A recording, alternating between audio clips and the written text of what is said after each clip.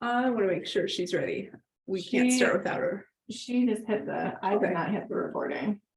Can you hear me okay? Faith, are we good to go? We are, yes. Can you Can you hear hear us? me? I can't hear Faith. Yeah, me either. Yeah, hold on, Faith, we I can't can hear her you. down the hallway, but not. Yeah. Can you hear me now? Where are our speakers? Can you hear me now? Let me just run down really quick and I'll see. We can hear her from this end. Or I can hear her from this Is end. that our speaker? Is that Yeah, correct? so it's Do we something know? with. Can you hear me now? Did you get a response? Can you guys hear me now? What the heck? All right, so folks, we're gonna get this party started. So I'm calling this Livingston Commission meeting to order. Roll call, please. Chair Newts, Here. Vice Chair Kale, Here. Commissioner Friedman is absent tonight, Commissioner Schwartz, Present. Commissioner Lyons. Here. Excellent. Next on the agenda is public comment. This is general public comment for items that are not on the agenda.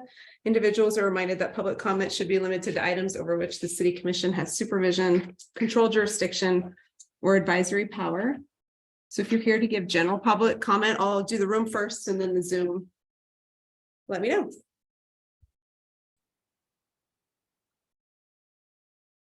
I don't see anybody in the room. Anybody online want to give general public comment?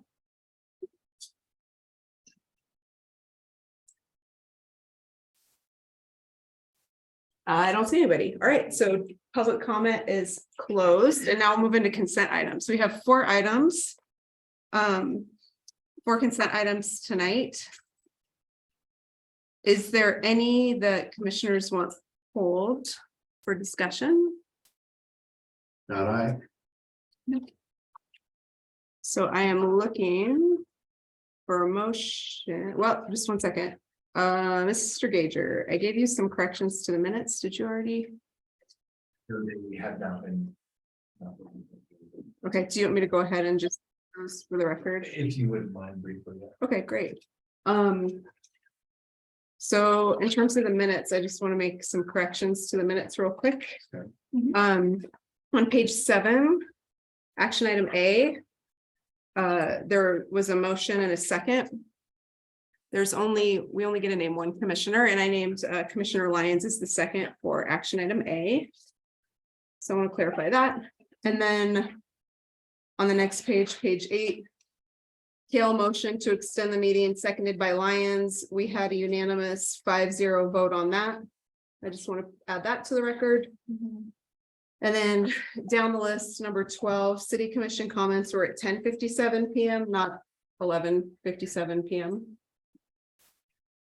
And then the adjournment, we had a motion by Friedman and a second by Schwartz, and it was a unanimous 5-0 vote. So those are the corrections I would make to the minutes. Without objection. Yep, that sounds good to me. Okay, and if I have them written down and I did give those to Mr. Gager, so if anybody needs the details, I'm happy to provide those. All right, so I'm looking for a motion for consent items A and D, and please also include the amended minutes for anybody that makes motions. I'll make a motion to approve consent items A through D to include the edits to our meeting minutes on December 6th via Chair Newt. Second. Motion by Kale and a second by Lyons. Roll call, please. Chair Newts, Or Vice Chair Kale, Commissioner Friedman, Absent. Commissioner Schwartz, 4. Commissioner Lyons. 4. Motion passes. Next on our agenda is scheduled public comment. So we have Morgan Scar of Amatics CPA Group presents the annual comprehensive financial analysis report for the fiscal year ending June 30th, 2022. Available at the link as follows. Mr. Gager. Good evening, as required by state statute, tonight is the presentation of the audit, and I have read the audit. It's a good read for everybody who's interested, but I'll turn it over to to Morgan to walk you folks through and hit some of the highlights. Okay, thank you for having me. Paige, is there anything you want to say on it? I assume you can hop in at any point if there is. I'm good. I'll let you Okay. do your presentation. Thank you. Okay. And I can pull up and screen share if any of it is, if you want to talk about any pieces individually. So I'm Morgan Scar. I'm with Amatic CPA Group. This is your fiscal year 2022 audit. So 2 audit reports that are ours within the packet. And so in terms of the audit process, these financial statements are prepared by management. So that's overseen and prepared by Paige. And then we're performing an audit and giving you an audit opinion based on our audit procedures. So we issue 1 audit report that is on the financial statements and then 1 report that is on internal control and compliance. So overall, high level, looking at it, our audit report is clean, which is actually called unmodified in audit standards. You'll see if you read these recreationally or at least regularly that the audit report looks a little bit different this year. They've moved the opinion section to the beginning, which is a big deal in our world. And so that's really what you're looking for. That's the most important piece to you as a user of the financial statements. So the opinion is at the top. And unmodified just means that the financial statements present fairly the city's financial position in accordance with generally accepted accounting standards. There are multiple opinion units, which you can see within there, and that's because our opinion covers the entity-wide statements, each major fund, the aggregate remaining fund information. So we're not giving an opinion on every single fund, but we're giving an opinion on those various groupings as are detailed within the report. There's a footnote that talks about all of the new applicable GASB, so Governmental Accounting Standards Board statements this year, but none of those statements had a material effect on the city's financial statements. And then the second page of that report talks about some of the other components of the annual comprehensive financial reporting package and what assurance, if any, we give on those. So some of them are reported in there because they are required by governmental accounting standards, and we're not giving an opinion on them. Others, we do give an opinion. It's sort of like an in relation to opinion, meaning these are fairly stated in relation to the financial statements as a whole. And there's a final section in that report that references the other report that we issue, or the other part that's required by government auditing standards. So the last report that we issue, or the second report, is all the way at the very back, and this is our report on internal control and compliance. And this is where it defines what an internal control and deficiency, a deficiency in internal control would be, defines the various levels of them in terms of material weakness or significant deficiency. But then the report goes on to say that we did not identify any deficiencies in internal control that we would deem to be any of those things that need to be reported here. And the report also talks about compliance. So as part of obtaining assurance over the financial statements, we perform tests of compliance with certain provisions of laws, regulations, those types of things. And if we were to find any instances of non-compliance, we would report those to you here, but we did not find any of those. So it's all boilerplate language there.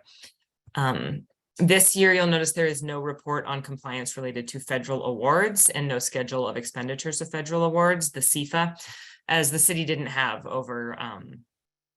not have expenditures of federal awards over the threshold above which a single audit is required. So that's $750,000 during fiscal year 22. You will have a single audit next year. So you'll see another report and additional reporting requirements within there. Overall, thank you. Thank you to the city. Thank you for the opportunity to do this. A huge thank you to Paige and the finance department for their diligence, all the work that they put into this. And just a really timely, thorough audit process. So I'd be happy to address any questions that you would have. Commissioners, do you have any questions? No. Comments, things you want to say? No one? No. All right. Well, thank you, Morgan Scar, for doing this again this year. It looks, I appreciate the summary up front, actually. I thought that was really nice. It makes it user-friendly for folks like us. And it Yes. looks like good news for the city of Livingston. Like in terms of, yeah, our balance, like we're in a good spot. It seems like our budget conversations this year might be pretty interesting. Right? So, anything else you guys want to say? Nothing? Thank you. Well, thank you so much. Good job. Thank you. Thanks for. Thank coming. you. And we'll save our big questions for the city manager, the future meeting around budget. All right. Well, next on our list is another scheduled public comment. Shannon Holmes, Public Works Director, presents the 2023 Downtown CIP project. Mr. Gager. Good evening, thank you, Chair Newts. We, as you may recall, have been doing the city of Livingston has been doing some work in downtown and part of a multi-year project. And as we have begun to prepare for the summer construction season, Shannon wanted to provide an update on this year's project and the work that is slated to occur. And Shannon has joined us, so perfect. He will give us an update. And again, we will work on taking this work out to bid later in the winter so we can hit this summer construction season when it begins. So Shannon, I'll turn it over to you for a quick description of the actual work you performed this summer. Thank you. Thank you. Good evening. Can everybody hear me okay? Yeah, Shan, we can hear you. I sincerely apologize. I am having trouble logging on to the Zoom meeting, so I had to call in. So I, again, apologize for that. I'm not sure what's going on there, but thank you for giving me the opportunity this evening to provide not only the commission an update on our project downtown for next summer, but also members of the public. I do want to let the commission know that Public Works sent a letter out to all the downtown business and property owners last week, so they should have received those if the mail service is functioning properly. So this is a nice time to just continue that discussion and the information that we included in that initial letter to the downtown property owners. So also want to thank Martha for putting together the PowerPoint in front of you. And I apologize again, I'm on the phone, so cannot see what's on the screen, but we will commence. So those that may not be familiar, but we did take a year off from doing downtown infrastructure projects, which really started in 2015 with the alley between Main and B Street. So the second page of the PowerPoint just gives a little overview of what we've accomplished and what we have remaining to do. So I will go on to the next slide on CIP importance. And as we are very fortunate, the commission supported the budget for this project and associated rate increases. CIP importance is really vital to our water and sewer infrastructure that is aging throughout town. One benefit with the work that we've completed in the downtown has been incorporating very vital stormwater infrastructure and using funds from not only street maintenance and sewer to do that work, but also ultimately treat the water our stormwater before it's discharged into Fleshman Creek. So that's something we all have to be proud of. Certainly the visual aspects of the downtown with new asphalt, concrete, curb and gutter, sidewalks, alley approaches is also vital. Increasing ADA accessibility. Those that remember Calendar Street prior to 2018 certainly understand that, and I think we're doing a good job of increasing ADA accessibility and getting in nice ramps and appropriate crosswalks and signage for making that a safe access in our downtown. And then lastly, replacing the street lighting. So the next slide really just details the limits of this year's project. And again, it is primarily the alley between Main and 2nd Street from Geyser all the way up to Calendar. We are going to deal with some stormwater issues that are apparent in that alley between Main and 2nd, just a little bit north of Calendar Street, but there's going to be very minimal impacts to that block during this project. We are designing for the half block of Lewis in this project, and we'll have that as a bid alternate, and I guess see where the bids are and available funds to look at potentially improving that half a block of Lewis as well. Next slide was, again, I said we've sent out initial letters to all the property owners, business owners. We are going to schedule a public meeting in January, like we have for all the previous projects. Create a comprehensive email list, and thanks to Chris King and the LBID for helping us work on that. And then during construction, we'll certainly have weekly construction meetings to keep all the downtown property owners and residents aware of what the construction schedule is. Our schedule, like I said, tonight's presentation, just to give you an overview of the project, we're currently working on design. The commission approved the design contract for TD&H back in August. So they've completed their survey and are working on that. We're going to get the plans submitted to DEQ, get those reviewed and approved, and then get the project out to bid hopefully in late January, early February, with the anticipation of an April 2023 construction. And then certainly all of our previous requirements for working in and around July 2nd for our parade, July 4th that week, there will be no work. So that being said, I would be happy to answer any questions the commission might have, or our public. Commissioners? It's three. I have a question. Mr. Gager, I know we recently heard from the public about how the city communicates big projects to the public. Do you have ideas on how we might be improving from where we've been to where we're going, given this will impact a lot more than just the business owners, but everybody that enjoys our downtown? Absolutely. I thank you for the question. I appreciate the opportunity.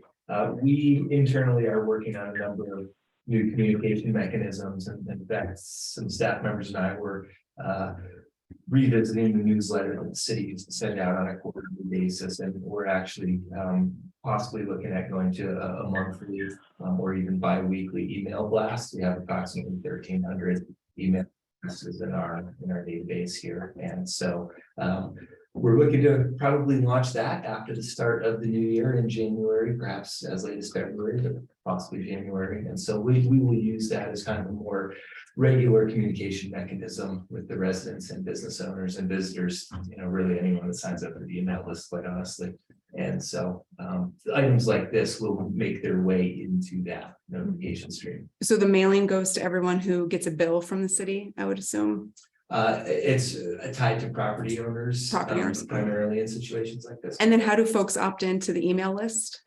There is a link on our website, and we will also take some steps to publicize this in the coming weeks, coming meetings as we lead up as well. Okay, great, thanks. And Vice Chair Kale, you have a question? No, I was just gonna say, I'm good. No, Okay, sorry, No. I misread your nonverbal communication. no, I'm good. Other commissioners? Okay, thank you, Mr. Holmes. Thank you, Shannon. All right, next on our list are resolutions. First resolution of the evening is resolution number 5076, a resolution of the City Commission of the City of Livingston, Montana, authorizing the city manager to sign a memorandum of understanding with Montana Health Network and DPHHS for a 2-year grant for a community integrated health professional, also known as a community paramedic. Mr. Gager. Thank you, good evening, Chair Newts and members of the commission. I am actually very excited to introduce this topic. This is a project that our very own Chief Chadalowski has been working on for pretty much probably since his time here. He's been here not a ton longer than me, a few months, but it's also a program that he is familiar with from earlier stops in his career. And based on our conversations, it seems like it's a fantastic opportunity to increase the level of service for the community. And so I'll turn it over to the chief and let him explain the program and how he's going to implement it. It sounds like it should hit the ground pretty quickly if it's approved here tonight. So chief, take it away. Thank you very much. Appreciate that. Yes, community paramedicine has been around for approximately the last 20 years. It is the pinnacle level of advanced health provider in the field. So far, Livingston Fire Rescue has the highest level of service in the state of Montana as critical care paramedics. This would bring us to yet another level. This is new to the state of Montana. I sat on a board down in Florida to adopt it for the state of Florida. We had mixed results, but it's designed for a community this size, not for a large metropolitan area. Minnesota has adopted it, Texas has adopted it, Hawaii. There are other states that are in the process right now. This grant was issued to DPHHS and Montana Health Network for a 2-year grant. The idea behind it with this community health professional, it's essentially a health provider that makes house calls. Think back to the old days when a doctor showed up with a little black bag and saw you in your house for anything that ails you. This is similar to that, but it goes another step further. So the goal is to reduce recidivism, visiting ERs and utilizing 911 at least 3 to 5 times a month or more. I'll give you an example, a patient that may have chronic diabetes, that would have chronic hypertension, that would have maybe epilepsy, and they're non-compliant with their medications, or they're having trouble stabilizing those medications, and they're constantly calling 911 and visiting the ER. These are things that can be handled by a primary care physician in an office or in the daytime. Does not really require 911 service to go to the ER and occupy all that service and the use of service. This community health professional would make routine visits to their house and visit them wherever they are. And they can do everything from wound care, suturing, diagnostics, labs, EKGs, blood sugar regulation, authorizing prescriptions, adjusting prescriptions, and it's all done through telehealth with a doctor on the other end of a computer. So they're not completely autonomous, but they are somewhat, and they're able to function independently because they are the highest level of paramedicine in the world. So the idea is to reduce that recidivism, but also they can function as a intercept paramedic while they're out there as well and help out with emergencies. So it won't cost anything for the city other than benefits, a vehicle and a laptop, because the grant covers all of the salary and everything else for 2 years. Hopefully, proof of concept has already been established in other states. Hopefully we can establish that here. And if it proves beneficial, then we will hopefully generate enough revenue from insurance and billing and everything to maintain it past the sunset of the grant. Ready for questions? We sure are. And I would just to kind of jump off from where the chief ended up there. He did mention that the grant is designed to cover the salary of the individual in the position. We do have other cost recovery mechanisms at the city that we do expect to recover the other non-covered costs of the grant. So we do expect this program to be potentially cost neutral to the city. And I would add that I believe as far as launching it, we've got a position description, we've got a vehicle, and so from an operational standpoint, this should be a pretty quick go if approved. So we'll stand for any questions, ma'am. Thank you. Commissioners, do you have any questions? Commissioner Lyons, let's do. Or clarifying. Yeah, clarifying. Okay. Yeah, we'll start with you, Commissioner Lyons, and I saw your hand. Raise your hand. Let's do you first. Is there a plan for program evaluation in any way? Is that going to be done through the city or Livingston Healthcare? How are you going to one of the things that you brought up is that it could potentially save in cost of services. And I think that would be really interesting for city administration to understand the impacts of the program after 2 years in considering if they're going to fund this long-term or it should continue. Yeah, the chief and I, we've talked about that in every meeting. It really, to be able to quantify the impact of the number of referred calls. Certainly we'll track the number of visits and the amount of outreach, but then also working on ways to kind of track those level of diverted calls and all. Critical really to understanding the success of this program. So absolutely. Let me expand on that just a tiny bit. The initial list that we're gonna get is from LHC of all the patients that are continually in there and also recent releases from the hospital.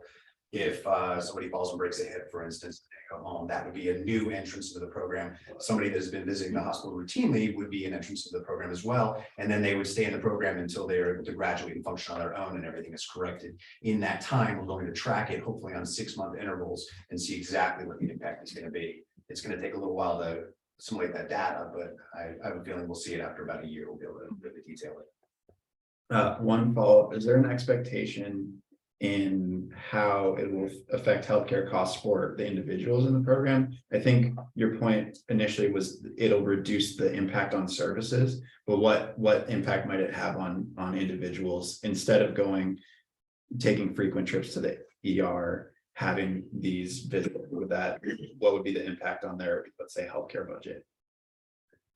For people that have private insurance, it would dramatically reduce their costs out of pocket.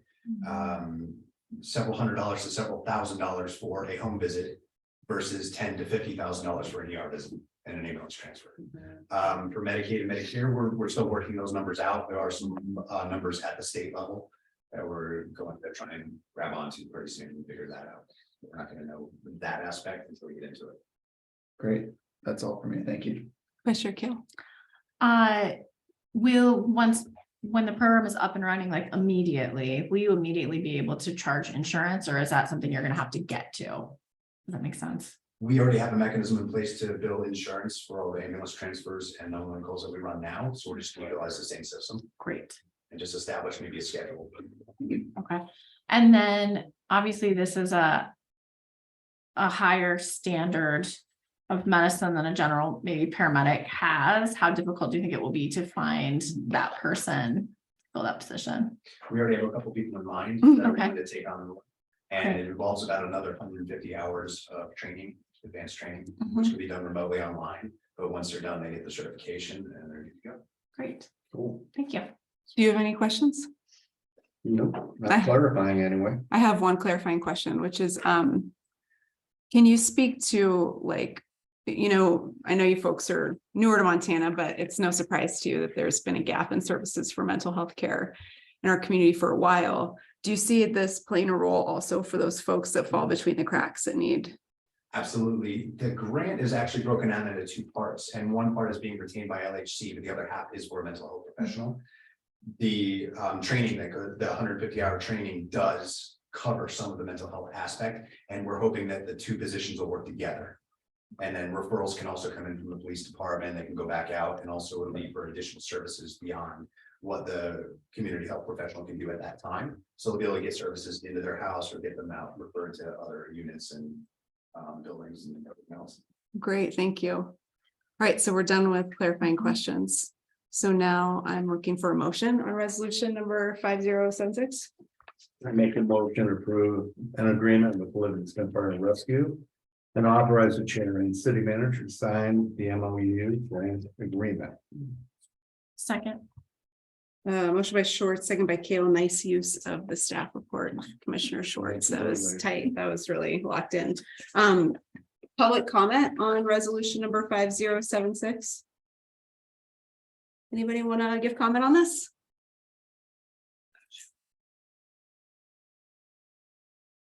Going once in the room, going twice. Looking online.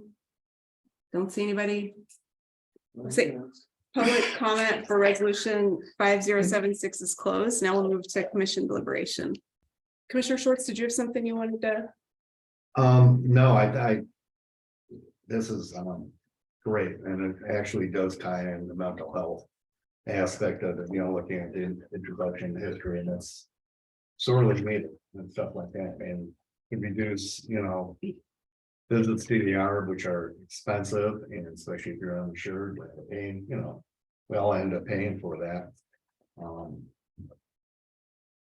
And I think I remember when I was in Illinois after my leg amputation, getting visits and stuff like that as well, to say, hey, are you, is the home adequate, Mhm. and obstruction, stuff like that. So I'm glad to see this.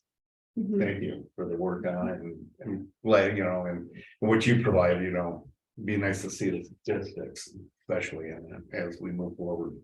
Mhm. Thank you. I yield. Yeah, other commissioners? Go ahead. I think that what this represents to me is like a continuation of a pattern of like an entrepreneurial spirit in the city. I think that trying out novel programs with grant funding that barely cost the taxpayers anything is a fantastic model. It's a great way to try new practices and policies at the city, and so I really appreciate it, and I'm looking forward to seeing how this goes. Thanks. First, Chief, just thank you for bringing this to us. I think it's a great program. Besides the additional services that we'll be able to provide to our citizens, particularly ones that are in particular need. I can also see how this will help our standard fire and rescue and EMS folks not have to go to those calls as much, to take a little bit more off their plate so that they're ready for emergencies when they happen. I come from I lived with a paramedic for a very long time, so I understand a lot of this, and to be able to provide that more specialized service to folks who really need it, and to give them the ability to have that sort of one-on-one attention that they need, and get them on the right track is really important. It takes a lot off of our EMS professionals. It takes a lot off of our emergency room staff. And so I can see there's going to be great effects across a wide swath of people that are going to be touched in this. We're going to see a monetary value to this, but we're also going to see in several ways, like from probably over time from your standard staff who they're not standard, but you know what I mean? They're the regular staff that doesn't have to come in to cover when a truck is out somewhere else. And then to really help our citizens and to help with medical and mental health across the board is really incredible. So thank you. And exciting that we can do this all with a grant that is not gonna, affect our budget. So thank you very much. I'll say one more thing. Yes, and to everything that they said.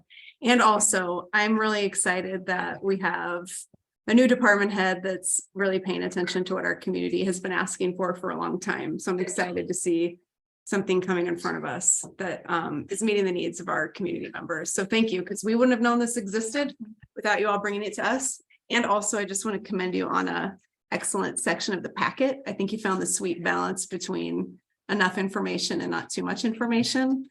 And that's not a small thing for people like us who don't run city departments. So thank you for finding the sweet spot for us tonight. All right, so we have a motion to approve resolution 5076 by Schwartz and a second by Keel.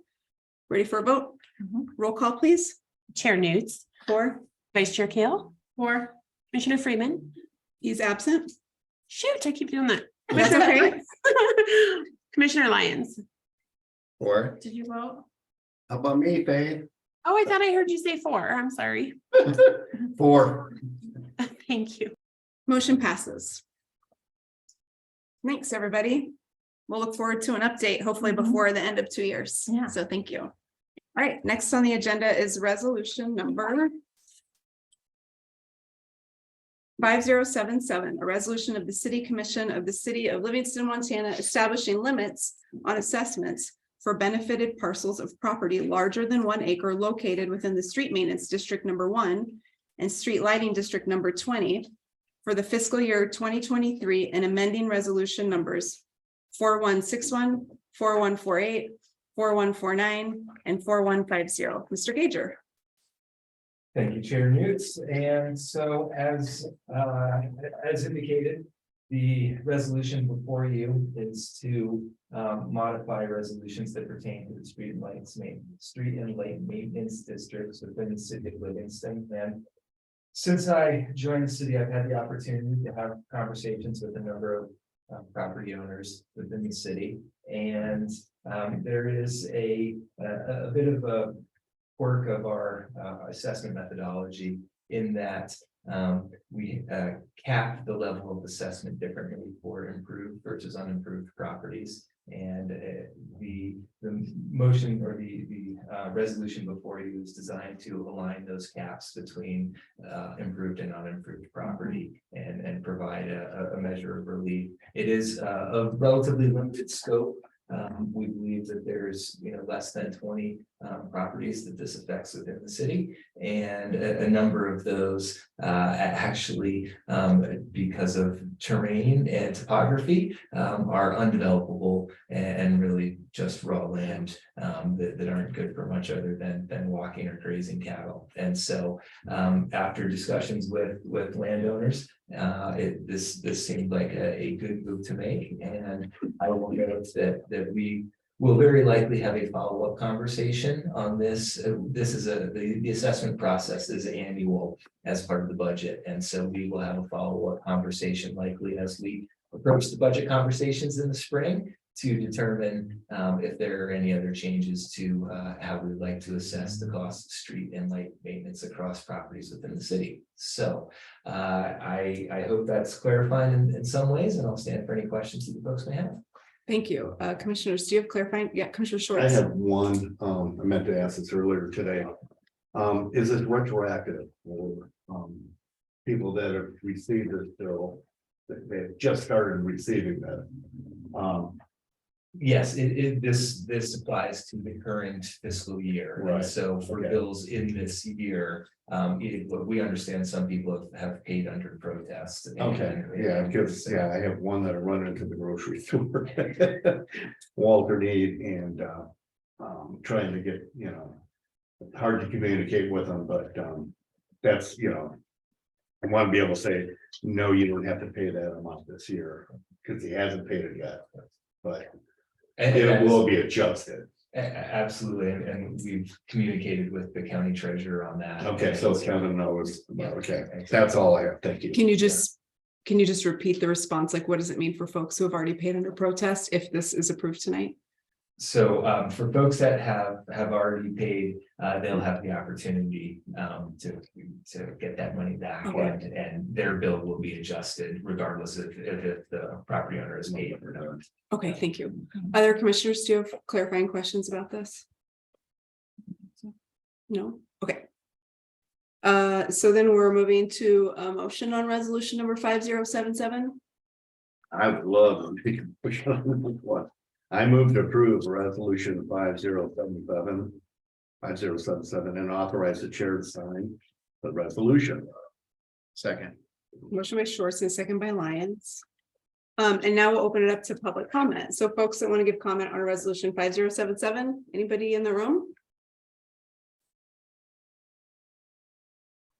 If you want to, please just come and say your name, just start with your name and address and then make sure your name's written on the sheet. Come over here with the microphone. Thank you. Yeah, I'm Todd Whittle. I live at 101 Tan Lane. Anyway, I appreciate you doing this because like I say, it was quite a shock for us to get this horrendous bill. And from what I understand, it's actually been a problem, the square footage method of doing the street and lights for a long time. And it's kind of been, because even there's other subdivisions like Mule Haven that they had made a special deal for years ago because it's such a burden. And if they do go to a system that's based on assessed values, it evens things out. And I hope that's the route you go, because, and even even the people in the Montague edition, I've found that a lot of those are on larger lots. Like 1 acre lots, so those people have seen a $1,600 bill thrown onto their taxes, so in most cases, they're taxed of double. People that paid $2,000 a year now are paying over $4,000, and these are not modest houses and modulars and stuff like that, so it's something that needs to be addressed to, straighten it out, because if it's based, everything else on your tax bill is based on the assessed value of your property, other than the street light masons, which goes on, on square footage. And for us, like say where you have a larger properties and stuff, it runs the bill way up. And anyway, thank you. And I appreciate you passing that. Mr. Quizzle, thanks for bringing it to our attention. Other folks in the room that want to give comment on this before I look on the screen? Okay, I'm gonna look on the screen. Anybody online want to give comment on this agenda item? Yes, I'd like to, if I may. Yeah, Patricia, can you just start with your name and address for the record, please? Yes, Patricia you. Graybo, 204 East Callender Street, Livingston. I continue to be encouraged by the foresight of this commission and our city manager in going ahead with this resolution. It is, again, an attempt to to open the door to taking a look at saving the affordable workforce housing we already have. And it means so much to the people in the Montague subdivision. And I just, as a creative, positive way of taking into consideration the full spectrum of what is workforce housing. Thank you. Thank you, Patricia. Anybody else online?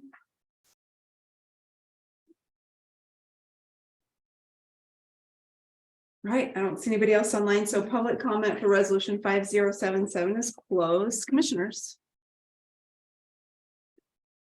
Yeah, go ahead, go ahead. I guess it's a clarifying question, but That's okay.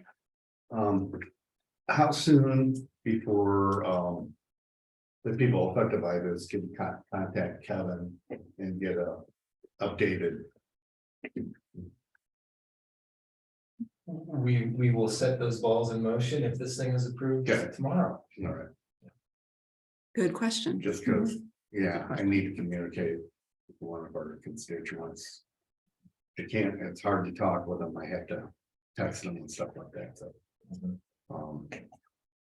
So, okay, cool, that's. And if you have anyone that you'd like to have me speak to directly, feel free to send me Okay, my way. I will. That's what I was gonna ask. If folks have questions, can they just reach out to you if their property applies or? Yeah. Yeah. Okay, other commissioners, do you have questions or comments? Well, I say good on us for hiring Mr. Grant Gager for finding this solution to a long problem in Livingston. So good job, commission, for hiring Mr. Gager. Thanks for taking thank you for finding this solution to a long problem. We really do appreciate your expertise. It's a big It's deal. been ongoing for quite some time. Yeah, and And a we, shock for people that just yeah. also Mhm. got us didn't realize. Well, Yeah, so thank you for finding a creative solution to a long problem in Livingston that really. Speaking for the commission, it's something that's been a concern and we didn't have a solution. So thank you for bringing us a solution. Thank you. Yeah. All right, commissioners, are we ready for a vote? I am. Right, so we have a motion by Shorts and a second by Lyons. Roll call, please. Chair Newts, Or Vice Chair Kale, 4. Commissioner Schwartz, Or. Commissioner Lyons, Or motion passes. Next on our agenda is action item A. Discuss, approve, deny the fiscal year 2022 annual comprehensive financial report and accompanying letter of governance. Mr. Gager. Thank you. And this is the second item on the agenda that is statutorily related, required related to our financials. And I will turn this over to our finance director, Pete Federhoff, to discuss the the report and what it means for you folks. So Paige, I'll let you take it away. Great. Thank you, Grant. I think Morgan did a good job summarizing everything that's in this audit. This is required of us every 2 years. The city has actually taken the stance that it is, makes more sense from a comparative perspective to do this once every year. Also, it just ensures you guys or assures you guys a greater level of assurance on our financial statements. As Morgan mentioned, this was a clean audit. So there's really nothing specific that she found that needed to be addressed or brought to your guys' attention. If you guys have anything specific you want to ask about this report, I am happy to answer those questions.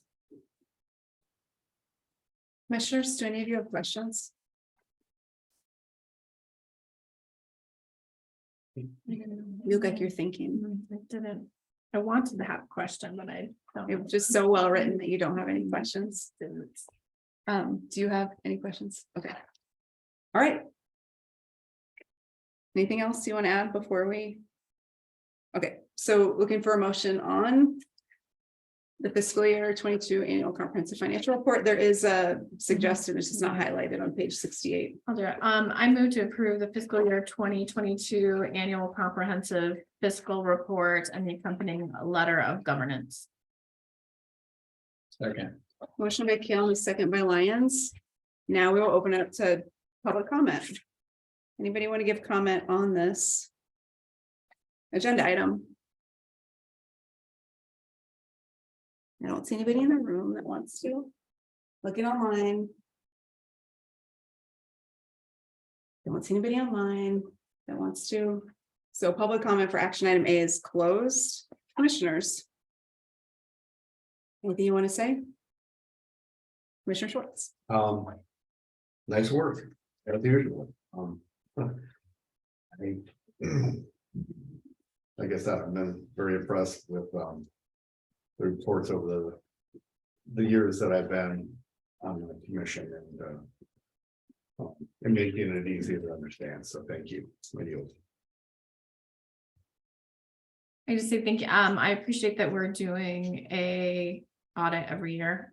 Thank you, Paige, for that. That just makes it everything up front so we can all see it and know what's going on. So I appreciate that. Thank you.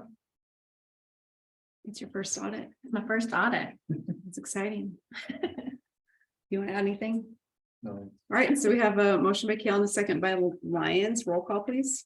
Chair Newts, Or Vice Chair Kale, 4. Commissioner Schwartz, Or Commissioner Lyons. Or motion passes. Next on the agenda. Action item B. I'm going to be reading the amended version for folks following along. Discuss, approve, deny variance requests to allow variance requests to allow Northtown subdivision phases 4A, 4B, and 5 to be platted without alleys in consideration of preliminary plat approval as recommended by the city planning board. Mr. Gager. Good evening, thank you, Chair Newts. And as noted in the or implied by the title, there are 2 items, 2 decision points included in this agenda item. And the first is consideration of variance requests that the applicant has made. And then pending that conversation and the outcome there, we can take up consideration of the preliminary plat approval. And Building Director Jim Woodhull and I are available for questions, but I think at this point it seems like it would be appropriate to turn it over to the applicants and allow them to introduce the project to you folks. And so I'll turn it over. All right, thank you. Thank you, commissioners and city staff. My name is Jared Schultz. I'm a civil engineer at Headwaters Engineering at 190 North Star Lane in Bozeman. I'm here representing Northtown Development Corp. And owners Bill Molenfeld and Matt Ford are here as well. I believe Ms. Kinnick was going to let me share my screen. Is that an option? Yes, your co-host Garrett. Okay, I'm gonna see what we can do here.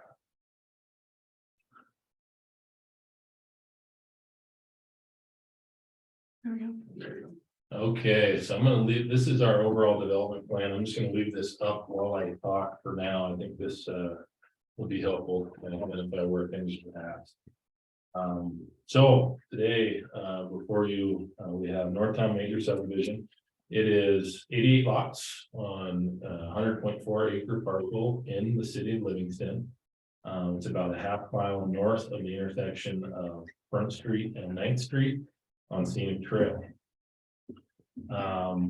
The parcel does have some pretty challenging, pretty significant slopes and terrain to it, which necessitates an alley variance request. That's the one alley variance or one variance request we have on this project. The history of the parcel, it was annexed in 2008 and zoned as R2. You've seen this master plan with phases 1 through 3 already. The first 3 phases, so phase 1 was approved in 2018, that was 16 lots. At that time, this almost exactly the same, very similar master plan was shown to the commission at that time. There was an alley variance request at that time, and that was approved. In 2020, phases 2 and 3, which were 37 lots, went through the same process, was approved. I should add phase 1 is built out, phase 2 and 3 are almost completely built out. And that went through that same master plan presentation as we're doing now and alley variance request. The current phase or the current project is broken into 3 phases. Try to zoom in a little bit, it doesn't be too leggy. Phase 4A is right off of Scenic Trail. That's highlighted in cyan. This next phase, phase 4B, I don't know what to call that color, a version of brown. And then the final phase proposed with this subdivision would be phase 5 up here to the north. Also on this map, this area is shaded in gray. This is our overall development plan. So these are future phases.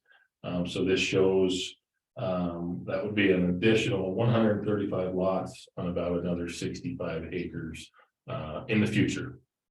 So that's just showing you the future plans, but that's not proposed yet with this current subdivision.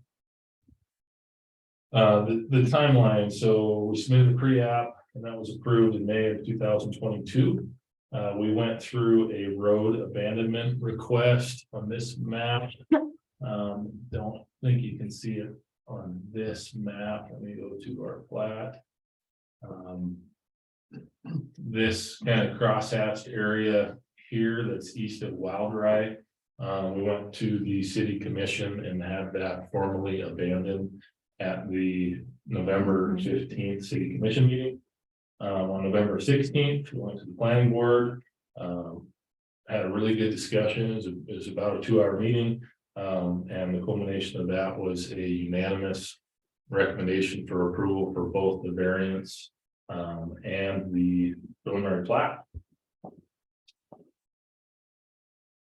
Those are kind of the broad strokes. I'm going to dive in and get a little bit deeper on several topics here.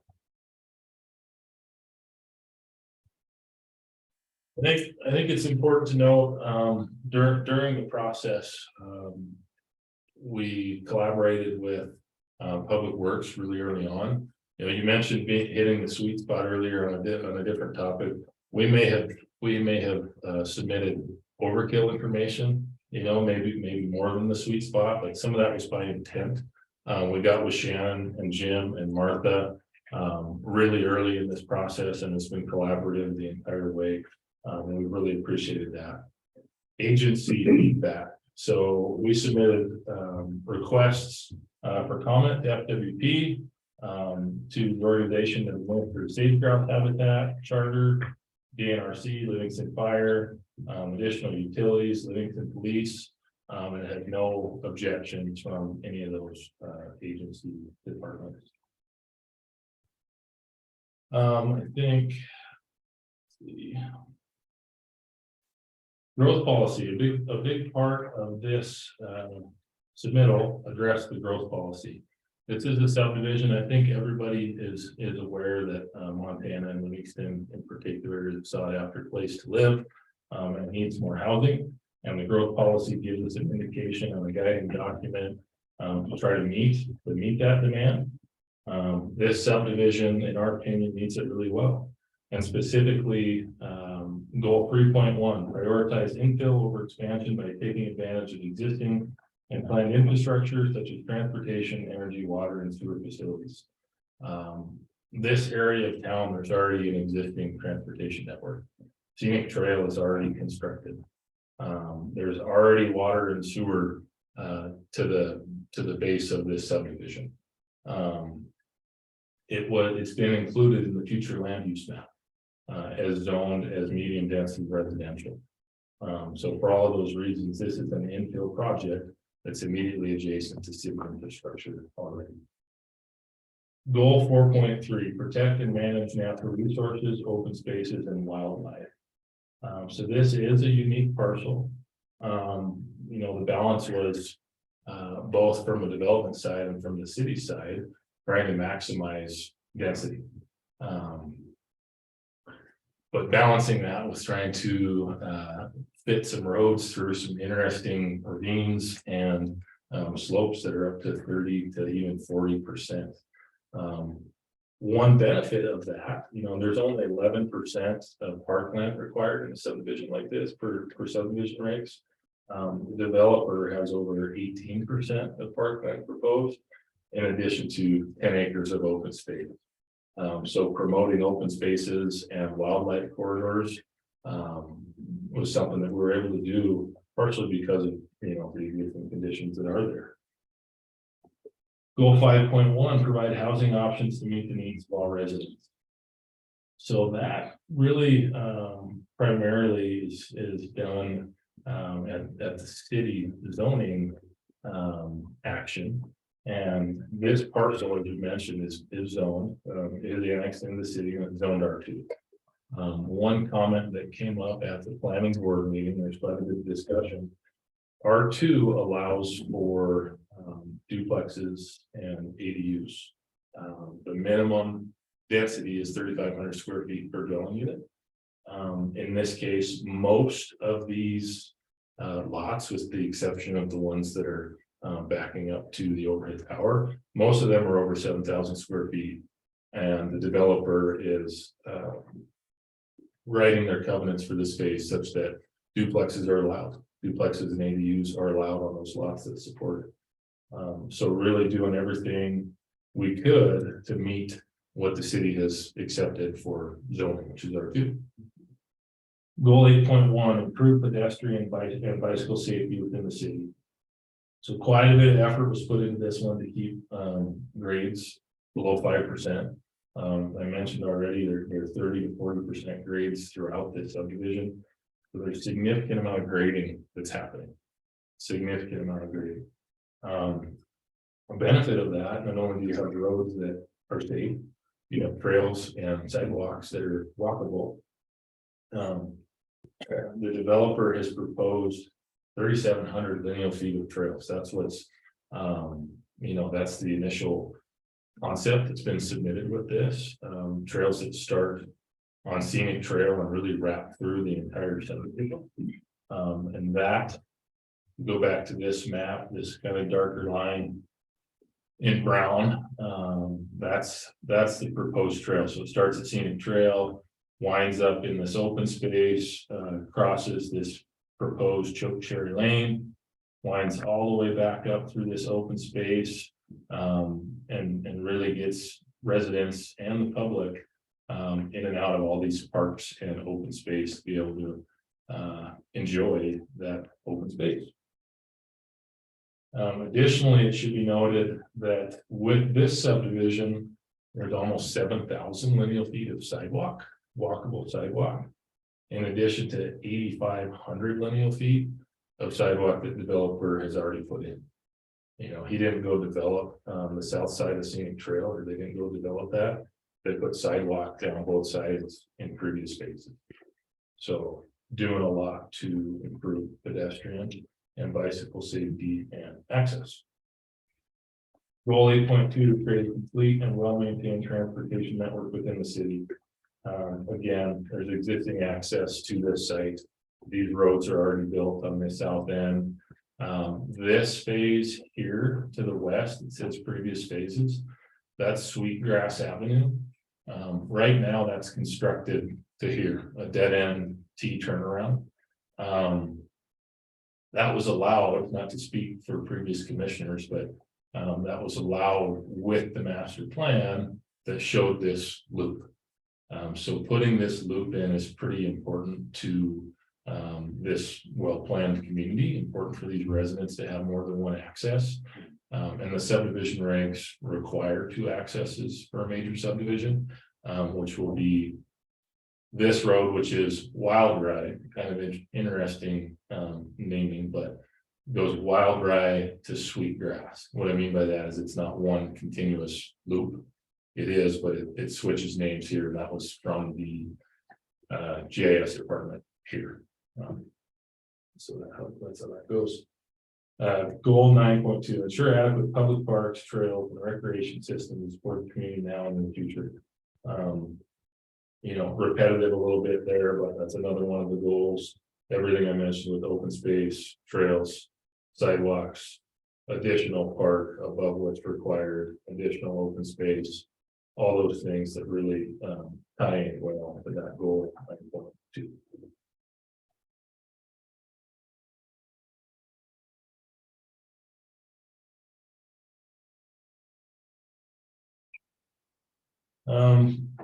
I mentioned it before, but a little bit deeper dive. We really did have a good meeting with the planning board, something that Commissioner Lyons is a part of. Director or Public Works Director Holmes was on the phone. Both had a part in that discussion. And we, the comments we received there, several of them made it into conditions of approval that you guys are considering tonight. And we were obviously happy with that outcome after a thorough discussion of unanimous approval for both the variance and the preliminary plat. In addition to the planning board staff, as City Manager Beecher said earlier, planning staff also recommended approval for both the variance and for the preliminary plat.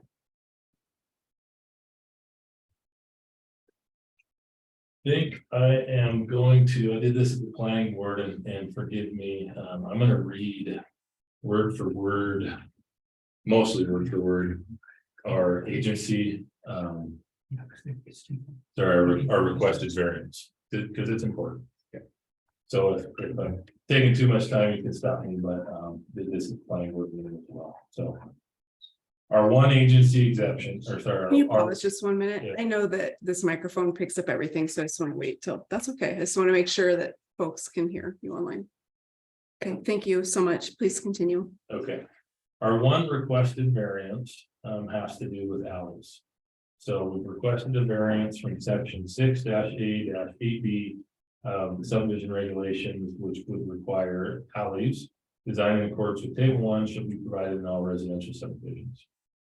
Variances from the City of Livingston design and improvement standards may be authorized by the governing body according to section 10B1. Variance is authorized when due to the characteristics of land proposed for subdivision, strict compliance with these standards would result in undue hardship and would not be essential to the public welfare.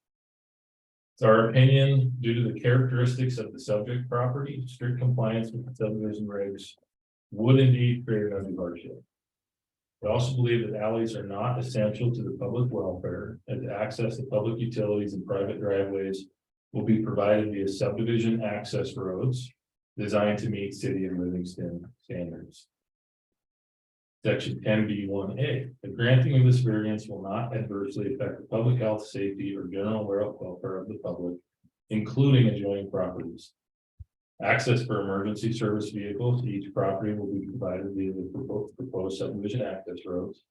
All homes will be designed with garage doors facing the access roads and on-street parking available along the access roads.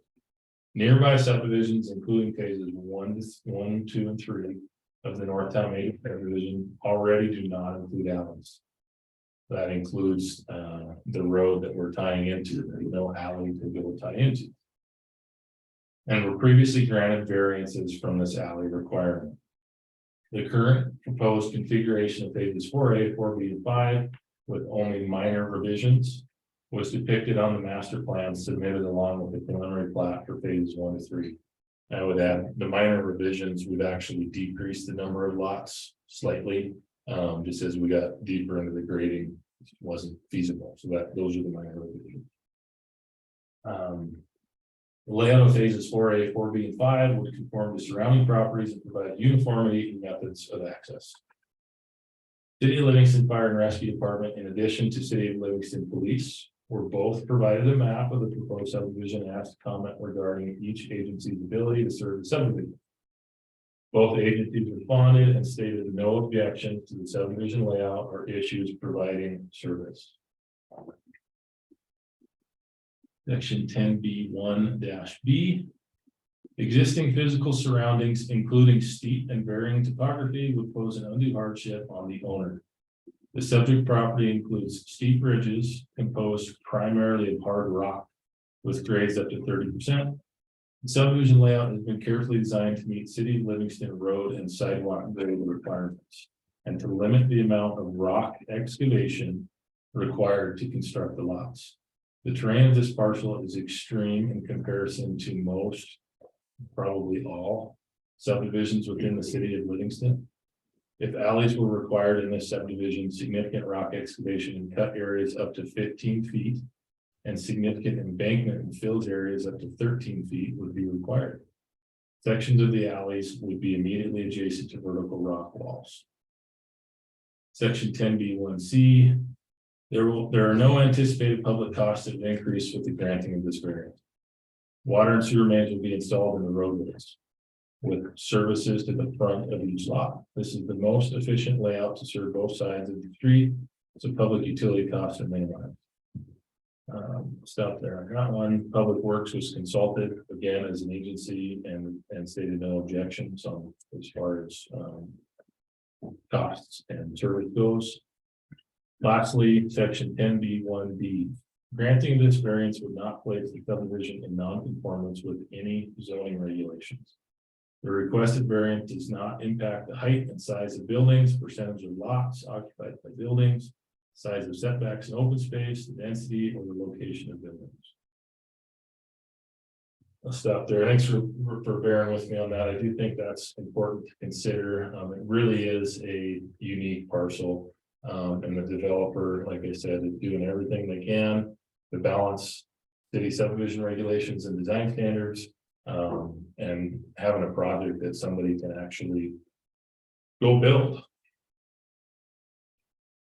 Lastly, and I don't know if this is the appropriate time or maybe when we get to the conditions, but there are 3 conditions we'd like clarification on and potentially some revision of the wording. Would be appropriate to jump into that now. I think, Mr. Gager, that would be more appropriate for the subdivision conversation for the second vote. Is that correct? It seems like it would fit Okay. better in that conversation, yes. Okay, thanks. So I'll trust our city manager's guidance on process and we'll save the condition conversation for the other. Okay, thank you. Seems appropriate. Thank you. Yeah, does that work for you? Can you put a pin in that? Okay, thanks. I think with that, unless you guys have anything that I missed right there, I think I will yield for now. Thank you so much Thanks a for, lot. yeah, thanks so much for pulling up the map and walking us through your process. The next thing I want to do before we move on is, commissioners, if you have any ex parte communication that you want to disclose, now is the time. You don't have any? Right, I don't have any either, so we're good. So check that off the list. So the first thing we're going to talk about is the variance. So I'm just following along in our agenda packet. Best process for us is going to be to have 2 conversations. The first is going to be on the variance, and we'll just keep the topic to the variance. And then the next, and then we do a motion public comment vote on that. And then the next conversation we have would be about the plat approval. Does that sound right, Mr. Gager? So we'll just separate out. Okay. Any questions about process? All right, so we're moving in the conversation about variance, the requested variance. I have things to share. I forgot to give a thumb drive to Faith. Does anybody else have things that they want to talk about the variance too? Okay. Oh, no clarifying? Okay, so no clarifying questions on the variance? Okay, so first we'll do a motion before we start talking about the variance. Is that correct? Or do you think we should? If there's no clarifying questions, Okay. if someone would like to make a motion. Okay, I just want to make sure because there's always a lot of moving parts with the land use one, so I want to make sure I'm following the right order. Okay, so let's if anybody wants to make a motion on the variance, now is your opportunity. And there's suggested language on page 77. I'll make the motion. I move to approve the requested variance to allow the Northtown subdivisions. Phases 4A, 4B, and 5 to be platted without alleys as recommended by the planning board. Is there a second? I'll second. It's motion by Schwartz, second by Lyons. And then yeah, then we'll move into public comment before the commission deliberates. So public comment on the variance. This is just on the variance, not on the plat approval. So we'll start with folks in the room. Nobody in the room wants to comment on this? Okay. I'll look to the screen. Okay. Maybe state it one more time. Yes, so anybody on Zoom attending virtually want to give comment on the variance request? The variance is to waive the alley requirement. Patricia Graybo. Thank you. Patricia Graybo, 204 East Calendar Street. I don't know if this is totally applicable to the variance, but I'm supportive of the development of the north side of town because it helps keep the downtown alive, and it's a long story how that works. But I helped write a grant for $38,000 for the connecting Bozeman Trail, and I'd love the commissioners to see it's on YouTube. It's free. It's called Bozeman Trail. It's a story of the Bozeman Trails that comes through Livingston. Patricia, does this have to do with the alleys? Because we're talking about the alley variance. I know, understand. Okay. But the subdivision has something to do with the Bozeman Trail. Okay, itself. And I would like some research done into that relationship. It is also on what was the Buffalo runs and Native American runs, and I know of one burial ground within the northern area. So I just Patricia, this comment will be better for the next when we talk about the subdivision plat approval, because right now we're only talking about the I'm variance. just saying, Okay. yes, okay, it will be more appropriate. Yeah. But it is, I will send you a picture that shows how these subdivisions are part of the Bozeman Trail. Okay, thank you so much, Patricia. Anybody else on attending virtually that wants to give comment on the variance request? Well, I don't see anybody else. So public comment on the motion to approve the requested variance is closed. So now we'll move into commission deliberation. If you all will pause for 1 minute, I'm gonna run this thumb drive down to Faith really quick. You'll take it down to her? Okay, here it goes. Like that. That's good. Yeah, it's not fancy. Thank you, Mr. Gager. And Faith, I'll let you know when I'm ready to have it pulled up. You don't need to, I'm not ready to have it pulled up yet, but I'll let you know when. Do you mind if I start then, since she's okay? Okay. So I'm just gonna walk you all through, commissioners, my thought process on the variance request. And I may have some follow-up questions also, but according to Montana Code 76-3-506, when we're authorizing variance requests, and this lines up with what Mr. Schultz read in our subdivision code as well.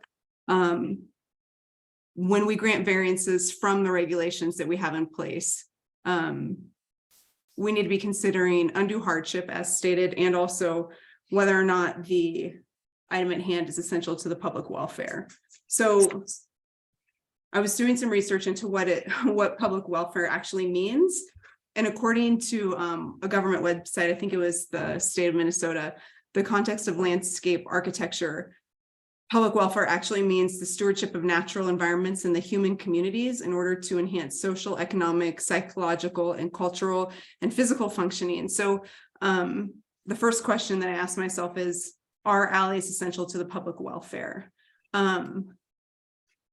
What we know about alleys, what we learned in our growth policy, and from that, I was on the planning board at that time, Commissioner Lyons was not yet a commissioner.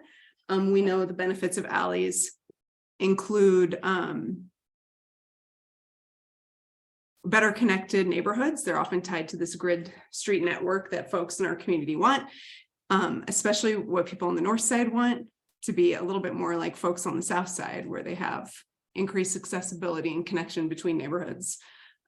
Folks also want more walkability that comes with neighborhoods that have alleys. And we know that traditional neighborhood design is integral to reaching these goals. Another thing about alleys is that driveways are not required at the front of the house. Parking can actually be accessed from behind the house, which allows for narrower lots, greater density, and less disjointed frontages and greater walkability. So these are all things that folks in Livingston want, and alleys help move us in that direction. In addition, social, economic, psychological, cultural, and physical functioning are all related to neighborhood design, walkability, connectivity, and even the existence of alleys. So in my estimation, yes, alleys are, and the traditional neighborhood design that includes alleys, is essential to the public welfare. Further, one framework for me is to think about variances that have come up previously as a commissioner. So we, the commission, are also the Board of Appeals, unfortunately, because we went through a big stretch of time, I'm sure Commissioner Schwartz remembers, where we didn't have a quorum of folks in meeting, and we had to take that work on. And as we had a backlog of people asking for variances, and we had to make a lot of decisions because developers were waiting. But in fact, I'll give you some examples of when we have approved or denied variances previously in my time on the commission. And these were on the individual basis of individual landowners for one plot of land. This is unusual. This is the first time I've seen a subdivision ask for a variance for a whole subdivision. Typically, we see one property asking for a variance. So we denied a variance actually on the south side. The argument was made that the terrain didn't allow the building design that the property owner wanted. And we actually used the north side as an example of why we denied it on the south side, because the north side has significant terrain and it is buildable, in fact. So we didn't see the south side terrain argument being justified because the north side has pretty heavy build out on significant terrain. And an example of when we approved, and we also did it actually for these really small lots next to Fleshman Creek, if you remember that, because otherwise they weren't buildable based on the lot size.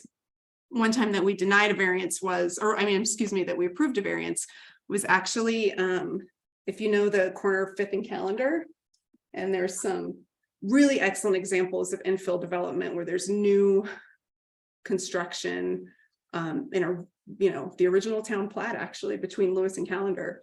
Beautiful, beautiful infill that's really honoring the traditional neighborhood and the traditional design.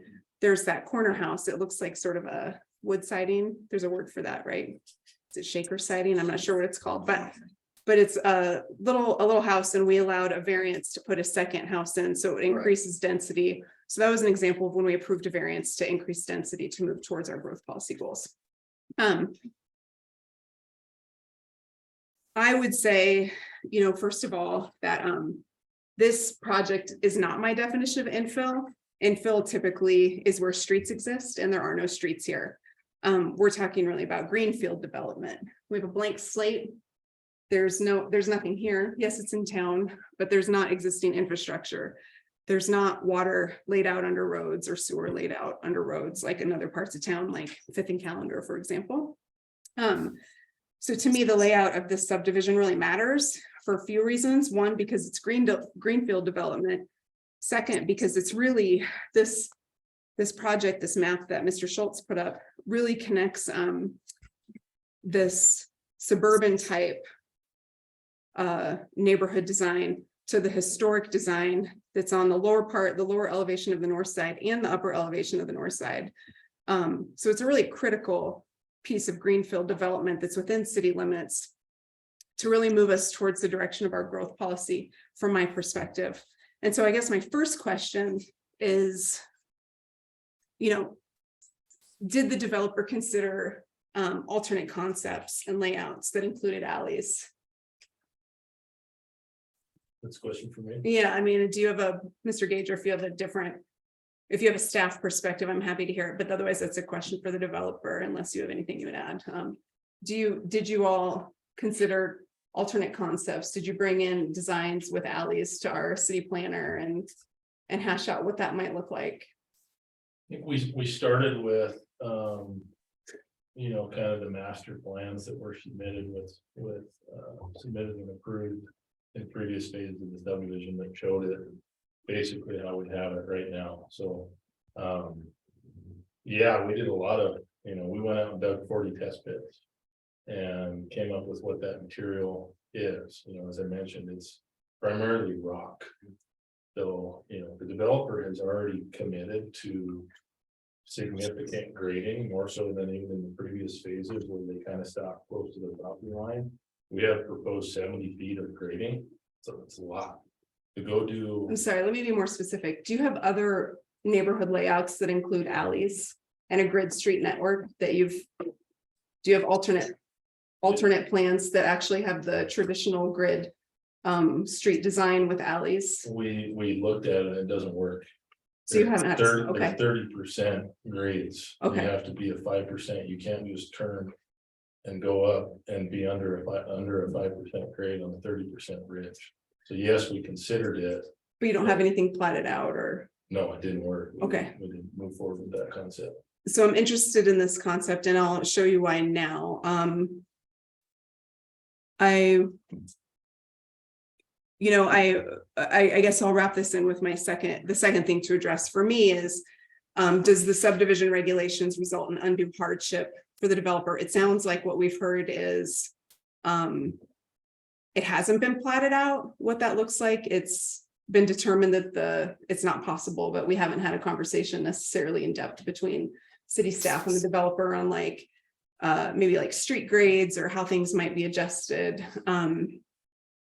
It sounds like you've done some soil samples or some terrain testing to see what that would look like, but it's a little bit different than what I'm asking. I do want to just point out that other developers in Livingston, it appears, and this maybe is more information that needs to come to the commission, but other developers in Livingston have been able to design subdivisions and lots on this steep terrain that didn't unnecessarily cut into rock face or degrade the terrain while including alleys. So Faith, if you could pull up some photos that I took, it's a PowerPoint. Can you just start with the first one? So I live on the north side. This is my part of town. I'm the one commissioner that lives over on the north side.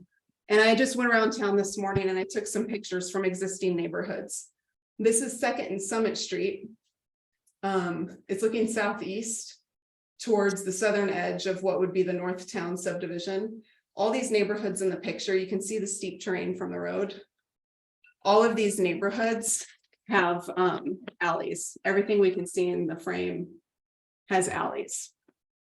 The next slide, please. This is Maine and Montana. It's looking south. If you remember, Livingston's at a bit of an angle. So this is looking sort of in a south direction over downtown. You can see the depot sort of on the center left of the frame. Everything in this picture, and this is a pretty steep decline right here.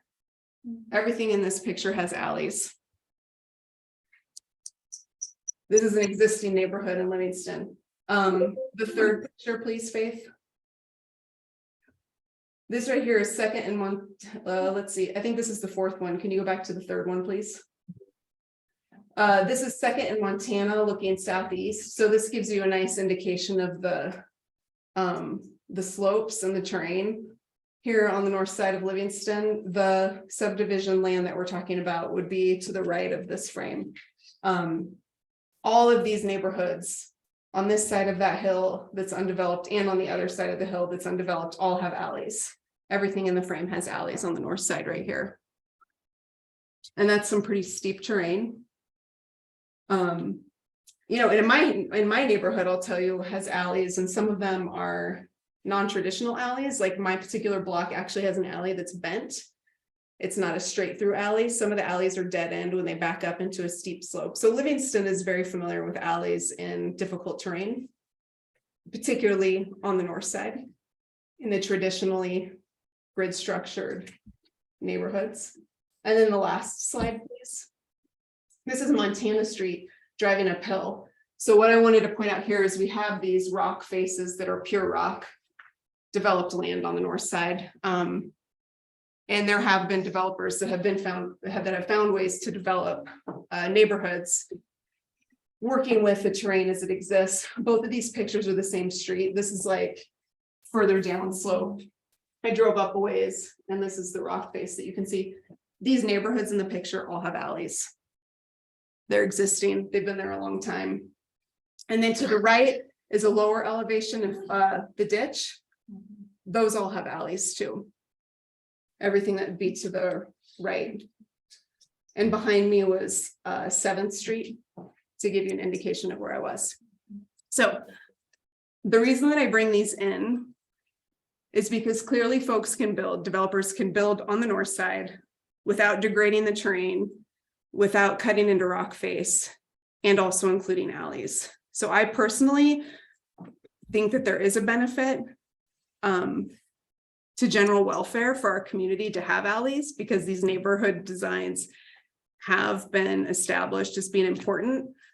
You know, when folks talk about walkability and connection in Livingston, we know which neighborhoods folks are talking about, and we know which neighborhoods people are excluding from the conversation. I would like to see my part of town, the north side, look a little bit more like the south side and a little bit more like the historic north side, where folks can walk easily. They don't have to be in their car. They want to be connected. The growth policy is very clear on why alleys are important. We've seen it over and over on the north side that it's possible in difficult terrain. So my perception is that alleys do not create an undue hardship for the developer. We have not seen examples of, you know, plats that have been platted out that would demonstrate that hardship, and also financial is not a condition of hardship. Just to point out that our subdivision regulation says that financial hardship is not included in undue hardship. So that's my take on it, is I don't think that alleys provide undue hardship for a developer. Otherwise, we wouldn't see massive parts of the north side developed with alleys on steep terrain. Do other commissioners have things that they want to add? Or because this is deliberation. Can I pose a question? And I don't know if it's Yeah, we can always ask Mr. Gager and then he can pass it on. so really appreciate your points. I have some additional points to make. That are some that agree and some that are differing a little bit.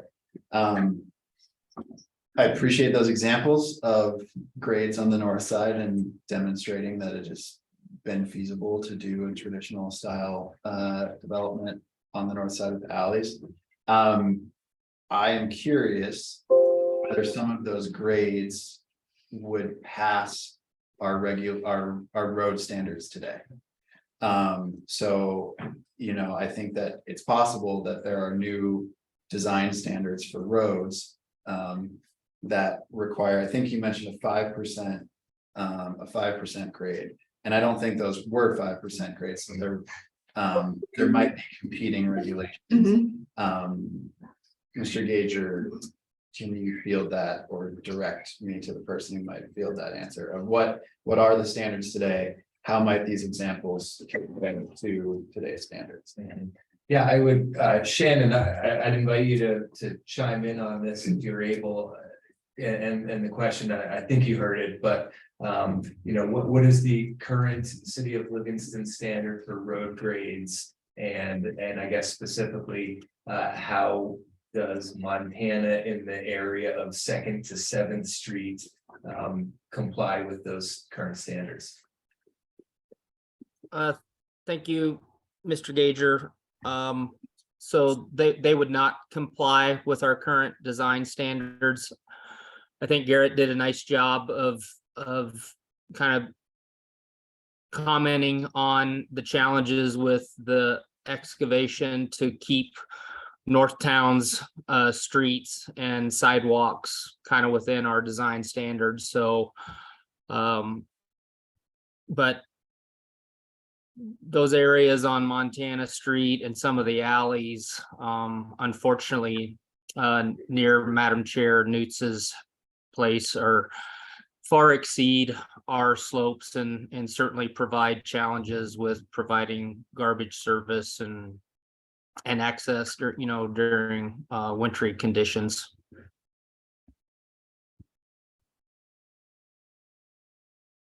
You still have the floor, Commissioner Lance.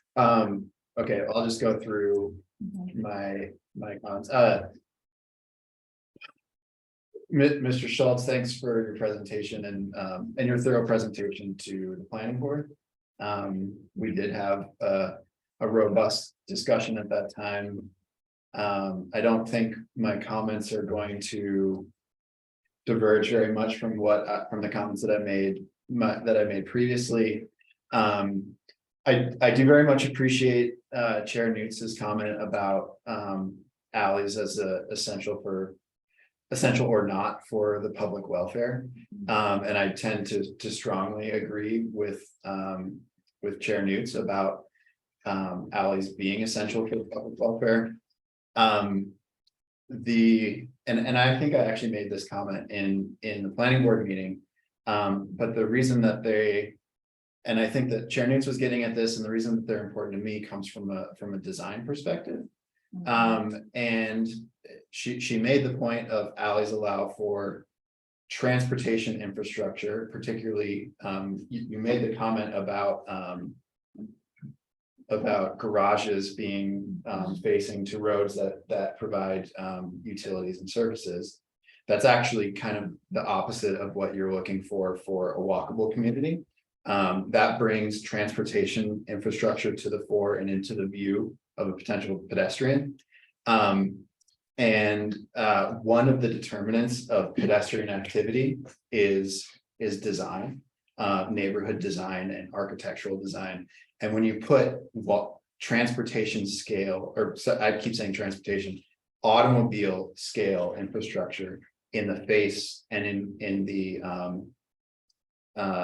view of the pedestrian, that indicates to a person that this is a place that was built for a car and not a place that was built for someone to walk.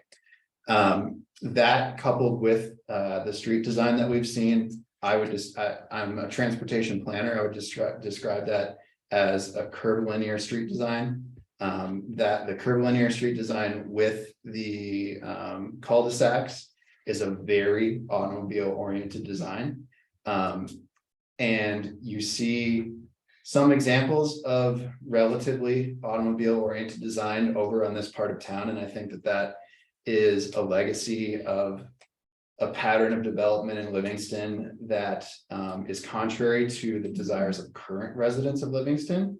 It might not be contrary to the desires of potential buyers of this property. And that's why you money folks understand that you could probably sell these lots to potential newcomers to our community, but it's definitely not in line with what we heard from the desires of current residents.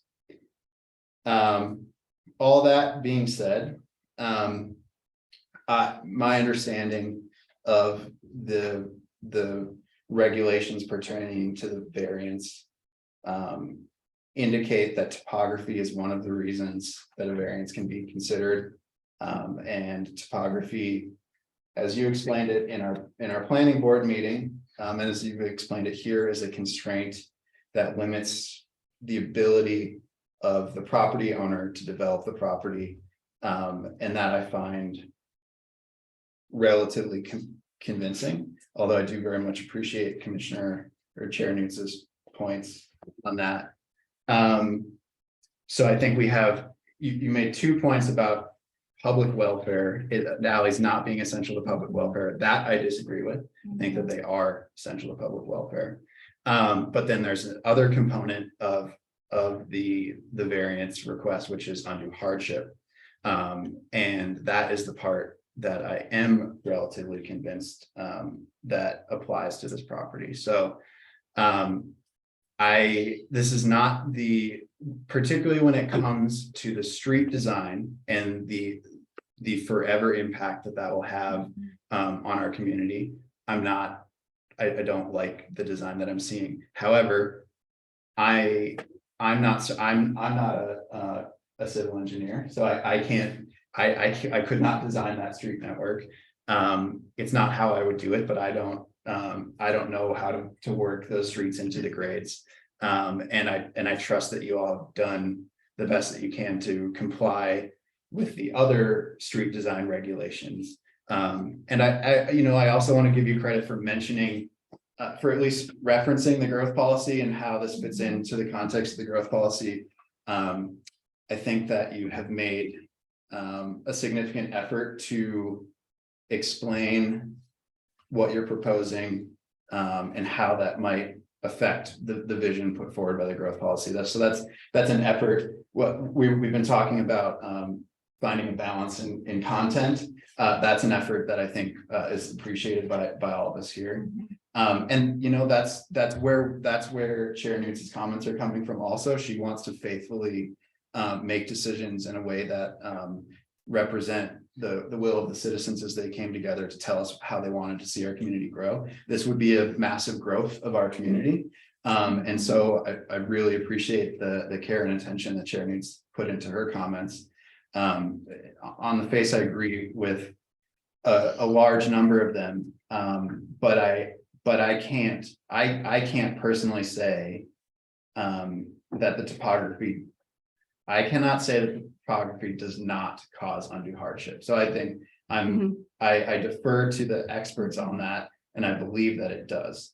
I'm going through the pain of explaining all of this because I see future phases in there. Yeah. And future phases that if they went the way that I'm seeing them today, again, would come up against the vision that we're hearing from our community for a walkable community with a traditional style street network. As much as it kills me to see a very automobile oriented plat coming before us, I think that the way that you presented it is defensible, and that's about all I have on that for now. Thank you, Commissioner Lyons. So that moves it over to your side of the table. Which one of you would just be next? So I agree with a lot of what both of you have to say, and I don't like the design. I'm going to be really honest with you. I agree with Commissioner Lyons that we're seeing this curved streets with cul-de-sacs, and that's not what the citizens of Livingston want. We've heard it very strongly from them during our growth policy. And so that is really disappointing to me to see this design, with no alleys. It's very disappointing. And it's incredibly worrisome to me to then think that there's 100+ new houses coming in, potentially in a new section of this that's going to look like that. I'm saying to you as developers, that's not what the city of Livingston, that's not what our citizens of Livingston want to see. And yes, we need housing. I know that, but I also know that you're smart and creative and probably really incredible at what you do. And please do better for us next time. I I agree with Commissioner Lyons. I think that you're working in some topography in that area that makes this difficult, and it's hard for me.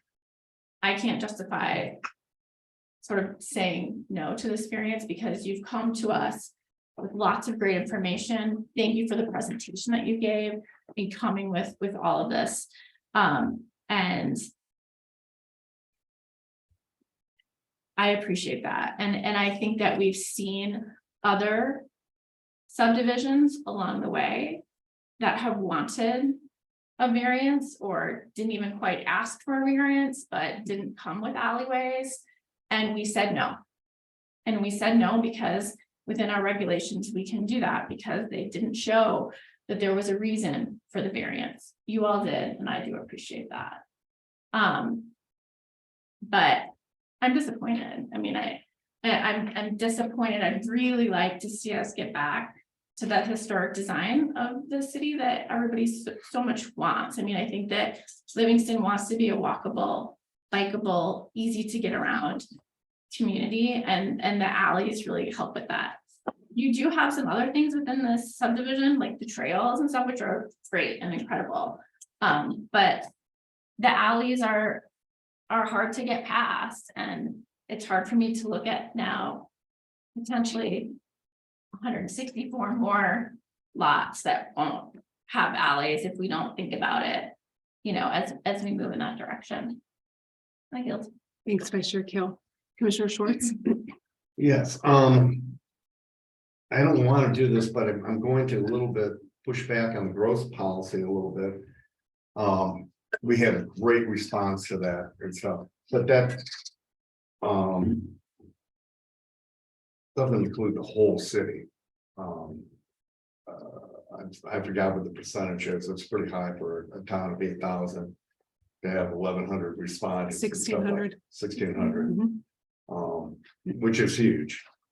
But you're making it sound like all citizens agreed with the growth policy. It's not something that was voted on, it was something that we came up with and adopted and stuff like that. So yeah, that's the only reason I mentioned, because you're making it sound like everybody in the city agrees with that. How long have we had the alley regulations on our books for? Can anybody answer that? Mr. Gager, maybe can pass it off. Yeah, you know, I would, I defer to our building director, Jim, who's got a few more years in the city than I. So I believe those were added in 2006 version of the subdivision regulations, which are still in effect. Okay, that's Let's what it- repeat that for folks that couldn't hear. So Jim said, 2006 is when that was included. That alleys were required, because I was wondering why, you know, up in the same area, Ridgeview Trails, there again, there's no requirement for alleys, and that's before my time, when I think that subdivision came through. But there again, there's topography challenges there as well, and that's exactly what I see with this. Commissioner Schwartz, I think they said that they asked for a variance on alleys, and that was why there's no alleys there. That's, if I understood correctly. With Ridgeview. Yeah, isn't that right? I didn't do Ridgeview. Oh, Ridgeview, I'm sorry, my mistake. Yeah, I think maybe you had mentioned that in For a different street. Spaces. Yeah. Well, I'm spaces. just saying it's before my time, and I Yeah, just wanted my to mistake. make sure when that came. Because it's, you know, relatively new, you know, and I can understand, I live in south side of town. House built in 1899, we have alleys there, but we also have pretty level topography too. Makes it really nice, especially for utilities, although water is out in the street, and sewers in the back, and gas is back there. So it's but knowing the topography in this area out there, I can see why I wouldn't have considered alleys. It's not feasible for lot size and stuff like that. Of how you make that work. And basically, I guess that's all I have to say is yeah, if alleys could go in there, be great. I've been on, North Third. Up on the hill and some of those alleys and stuff like that. Quite frightening. And even your alley, because you're at the dead end of the alley and it gets pretty steep there in the winter and the garbage trucks, having to back down and or back in or how are they, it's not ideal as well. And so there are some trade-offs. But I understand where Tori's coming from.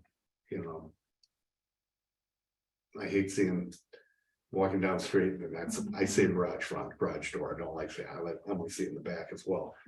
But in this case, I can't see any other remedy for having alleys. With that, I'll yield. All right, so we have all four of us. Does anybody have anything else they want to say? Otherwise, we can keep moving. All right, so we have a motion by Schwartz and a second by Lyons to approve the requested variance to allow the Northtown subdivision phases 4A, 4B, and 5 to be platted without alleys as recommended by the planning board. Roll call, please. Chair Newts, No? Vice Chair Kale, 4. Commissioner Schwartz, 4. Commissioner Lyons. Or Motion passes. And now, since it is past 7 o'clock, I want to take a 10-minute break before we reconvene to talk about the preliminary plat. So I make Faith will motion. put on, oh yeah, so yes, I need a motion. I'll make a motion to take a 10-minute recess. I'll second. Motion by Shore, second by Kale, all in favor, say aye. Aye. Motion passes 4-0. So 10-minute break, watch the screen. Thank you. Brian will never put it out. All right. So we are halfway through action item D. So we're just gonna break it down and I know Mr. Gager will have stuff to say, and then I also want to leave some time for Mr. Schultz had some follow-up things that he wanted to talk about. And then commissioners, we're gonna have a lot of things to discuss. So I think in this unique case, I think we'll do public comment before we do a motion, just because we have 14 conditions on this list. And we'll want to hear from more members of the public before we, and it sounds like the developer also has some suggestions about the added conditions. So I think we'll do public comment before we do a motion. Does that work for the three of you? Yeah, And these are standard. And that works for you too, Mr. Gager, the process supervisor. Commissioner Schwartz, there were some things that were added, so I'm just gonna let, Okay. I'm gonna just read the item and then when I pass it to Mr. Gager, I think that's he and Alright. staff will. Okay, so there's nothing for me to, is there anything for me to read? Let me see. I'm actually not gonna read anything. Mr. Gager, do you want to just introduce the preliminary plat part of the conversation?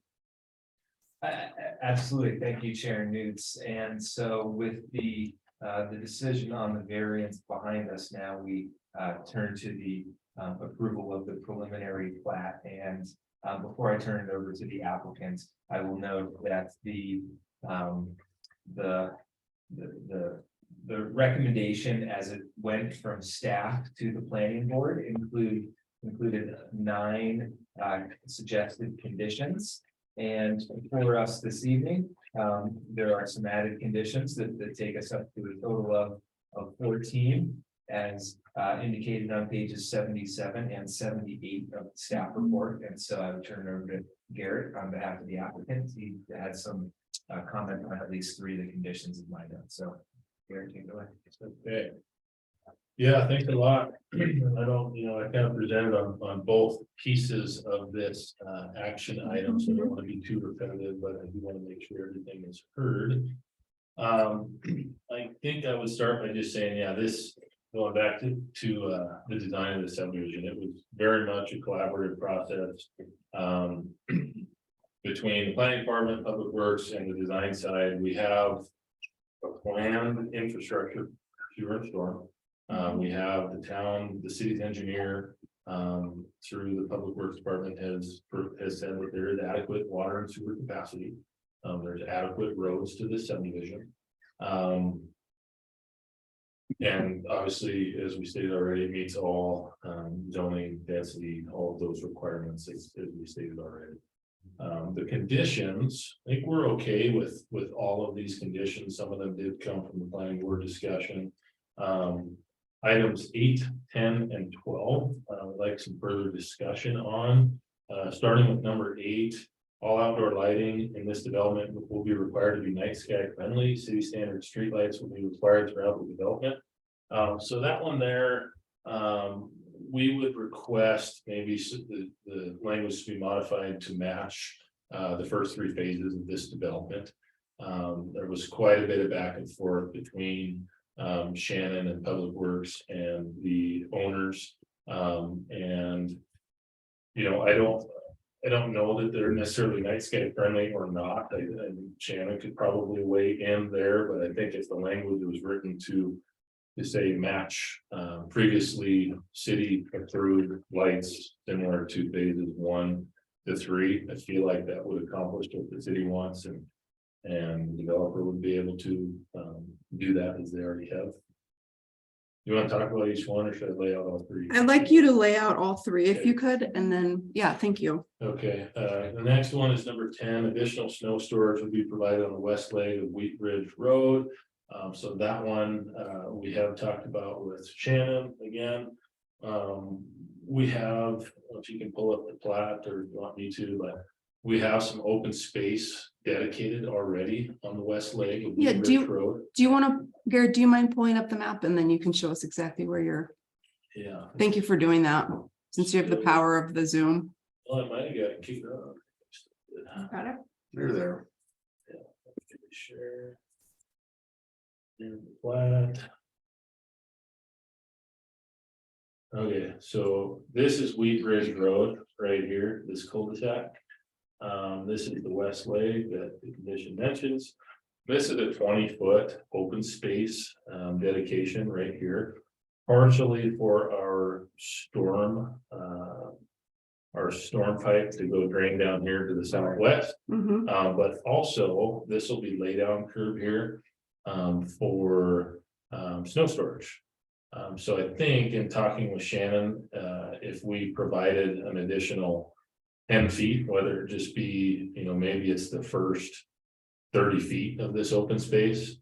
But just trying to define exactly what that is so we can achieve and meet that condition, and there's no surprises for the final plat. So clarity there in writing. And then lastly, number 12, additional volume will be added to the storm ponds. The exact amount will be determined by the Public Works Director in consultation with the applicant. So again, we have talked about this. The applicant, the owner is certainly willing to help where they can. I would add that this condition, we've already considered all of the storm drain for this development. And they're actually already a little bit upsized for this runoff that this development will see. But Shannon has pointed out that maybe upstream, that Ridgeview Estates subdivision, there's some snow melt that happens and some water that runs down Scenic Trail. And whether or not we could, in our design, accommodate and help the city and adjacent properties with some additional storage in our pond. So the owner is willing to do that to an extent. We don't want this to be, you know, so open-ended that we don't really know what that means. So I think what we kind of kicked around was an additional 5%, additional 5% storage capacity, which we could reasonably achieve in that footprint. So I think if that was the language, I think the owner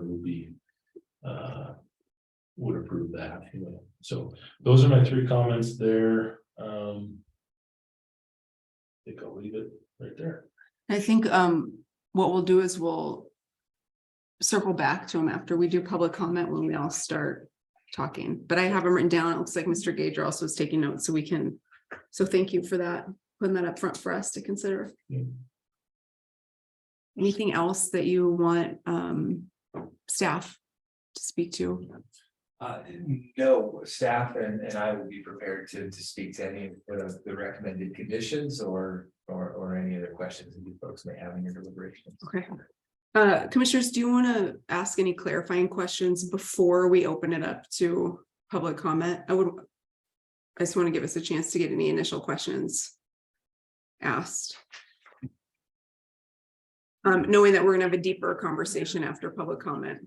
No, I I don't don't. think I have questions now. I might later, but. Okay. yeah. So we can wait for our questions. You're good, Mr. Lyons? Okay, so let's start with public comment for, now we're talking about the preliminary plat. So now is the conversation about the map and the development and the conditions that are listed in the packet. So if you want to give public comment on the actual development, now's the time. Are there folks in the room? Okay, so let's look online. Vice Chair Kale, I'll let you. Patricia just came off of you. She didn't come off of me. Patricia Grabo, were you wanting to give a comment? We saw you come off mute. Yes, please. Okay, go ahead and get us started. If this is the correct point at which Yes. I talk about the Bozeman Trail. Yep, absolutely. Okay. Thanks, Patricia. Thank you. Thank you very much. Patricia Grabo, 204 East Calendar, Livingston. I was part of writing, I initiated a grant for $38,000 for the confusing title to a trail that says Bozeman Trail connecting near the cemetery in Livingston. What the vision was and still is that as the Bozeman Trail came through Livingston and the north side of Livingston, that the Bozeman Trail would be honored with a bike path. There were 44 pioneers who came through Livingston, documented in a book called Journeys to the Land of Gold by Susan Badger Doyle. Livingston has several unique parts of its history, one of which was we were where you could see endless miles of buffalo coming through Livingston. This was a Native American trail. The Bozeman Trail was followed by the pioneers as they came to Virginia City between 1863 and 1866. This commission has always said, well, we honor Native American history as we do these subdivisions, but they never have. And there are experts out there, particularly Susan Badger Doyle. She's a phone call away in terms of the history of the Bozeman Trails that comes through Livingston, Montana, the history of Native American trails as they came through Livingston, Montana, the history of burial grounds that are on the north side of Livingston. And I have attended a ceremony at one of them on the north side of Livingston. So this is a fertile ground historically in terms of Native American history and history of the Bozeman Trail. I recommend to the commissioners that they watch on new YouTube a free documentary called The Bozeman Trail. It's wonderful. And look at Susan Badger Doyle's book, A Journeys to the Land of Gold. All this commission has to do in order for these subdivisions as they begin to come into the north side of town is get a hold of Susan Badger Doyle. She was such an eloquent scholar that she even went up and took samples of the kind of metal that hit the rocks on the north side of town to show that that was a wagon wheel of that period as opposed to something else. She's a remarkable scholar. It's a remarkable book. It would be remiss if we didn't look at what was proposed, especially part of the Bozeman Trail is Front Street, and we had MRL letting us use part of their land for a trail, which is part of the Bozeman Trail coming down Front Street. My point is, and I know I'm talking too long, is if we're serious about looking into the Native American history, the regular history of the Northland subdivision and the subdivisions as we go into the north side of town, we need to get a hold of Susan Badger Doyle. I've emailed you the map that kind of shows a general area, and I would appreciate it was brought up by the Parks and Trails Committee. They've tabled it. It's time to bring it off the table. Thank you. Thank you, Patricia. Are there other folks online that want to give comment?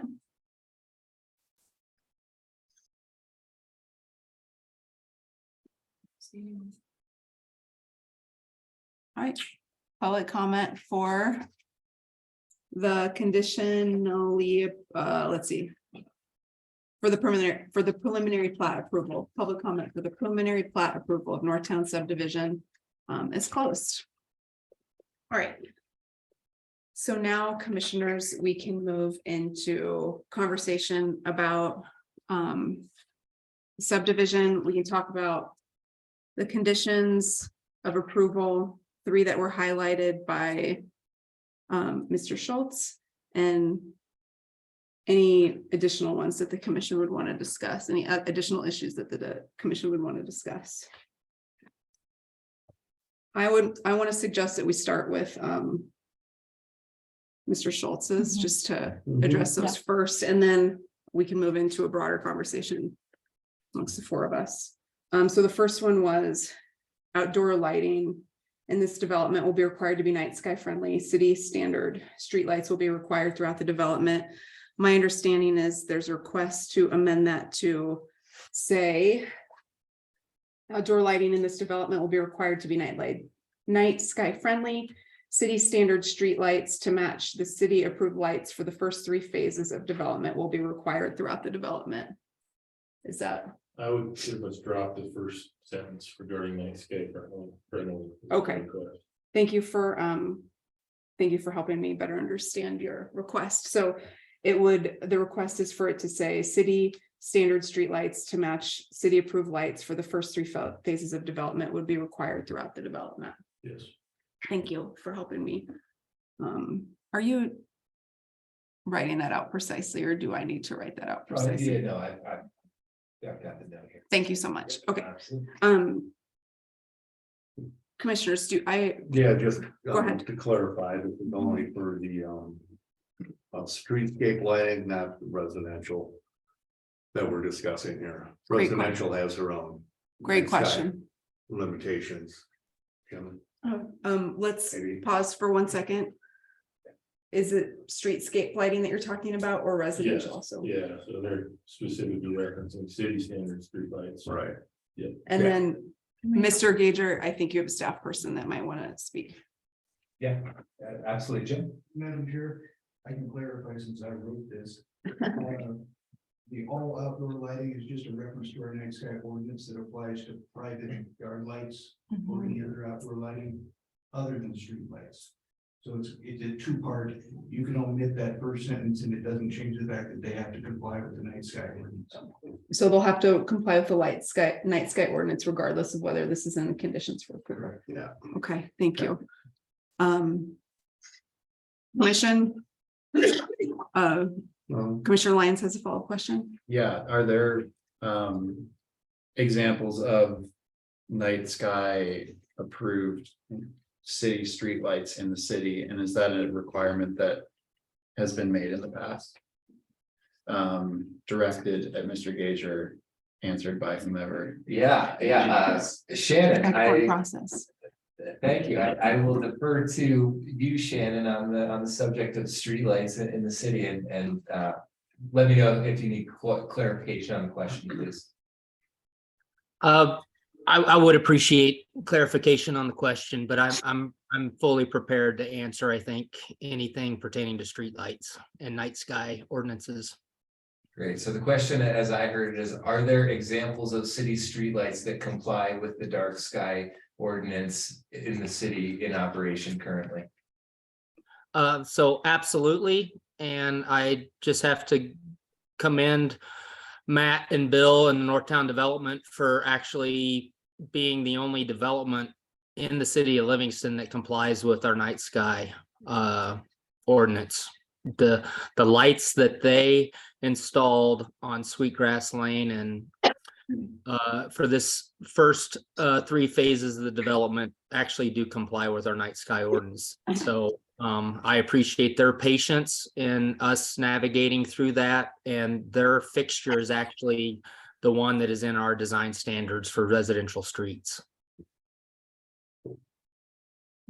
So I guess that leaves me, thank you, Mr. Gager and Shannon. That leaves me a little bit confused about the issue of the wording then. If Shannon is saying that the lights of the previous phases comply with the dark sky ordinance, why would it be a problem if, I mean, we're asking, or I'm hearing from the developer, a request that we word it such that that they comply with the standards that they have achieved in prior phases. I'm hearing from Shannon that prior phases achieved night sky ordinance. So that's that leaves me confused. And I don't know who's gonna answer Well, that. And I'd say just perhaps a good time for the applicant to weigh in and just clarify, is it the development team's intent to use those same fixtures from phase 1 through 3, or are you thinking something different? No, using the same pictures would be fine, I'm just not positive that I respect what Shannon is saying, and we're not, it doesn't have to be a debate on this item, but just not positive that they do fully meet night sky friendly is the issue that. Oh, we see. interesting. So if the requirement is to go match what we've already installed, that's fine. Yeah, I think that's. Second, and you still have the floor. Thank you, Chair Nunes. If Shannon believes that the existing or the previous iterations made the requirement, and as a commission, we're a policy setting group. So if we're really satisfying both sides, my preferred language would be the policy setting language, which would be requiring night sky friendly fixtures. So that's my personal opinion. I appreciate the challenges on the private end. And if they can achieve it using previously adopted technology without problem, and that is night sky friendly, the thing I'd like to put into policy is trying to achieve night sky friendly. So Okay. that's where I yield. I will come back to you. I just want to make sure we each get a chance and then we'll circle back around. Do you have anything that you wanted to say about this particular consent item? No, Or I guess, but condition. I will just say I agree with Tori. I think that it's important that we have night sky friendly there. And I do appreciate what the developer is saying, and I would be more comfortable with leave night sky friendly in, and if we need to say matching lights in previous phases, I would be okay with that, if that makes you all feel. Okay, so I'll go now. It sounds like what I'm hearing from staff is whatever these folks have been doing for the first 3 phases is already meeting everything as written in number 8. Our job is not to administer or, like the 4 of us, 5 of us, when Mel's here, is not to interpret and administer. That's for Mr. Gager and his staff to do. Sounds like what staff is saying is the way that it's worded right now matches what these folks have been doing in phases 1 through 3. So I'm comfortable with leaving it as is based on staff's interpretation, and we have it on the record here. And then I think it satisfies all parties. Does that seem? You good with this one? Do you have anything else you want to say? I saw you're good. Should we I move? wanted No, to say something. Okay, go ahead. Yeah, Round 2. I think what Garrett's trying to get at is, if the design standards also change next week, how do they deal with that? Well- What all he's looking for is to match the existing lighting that they have now. That's a great question. So if the design standards change after this vote, if design standards change, would it be like the way things were at this vote, or would it be at the? Well, that's why he's talking about removing that language. Well, about- I'm saying we can ask Mr. Gager that if it. Well, I'm asking a question though. That's my question. You're trying to interpret. Well, all Go I'm ahead. saying is all outdoor lighting's development shall be required to be night sky friendly. City standard streetlights will be required throughout the development. We already require that they are night sky friendly. Correct, Mhm. I believe. So, yeah, it's just taking, I see why they're trying to, would like that removed, because it like, 2 weeks from now, if we change that and, change the standards.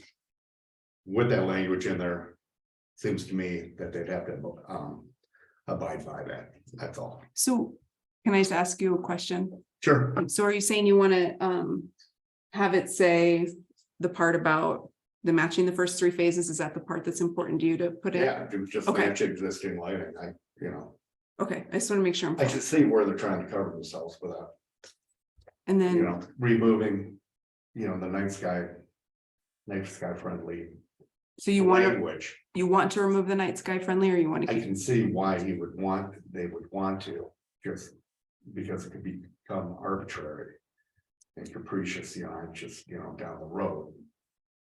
That's all.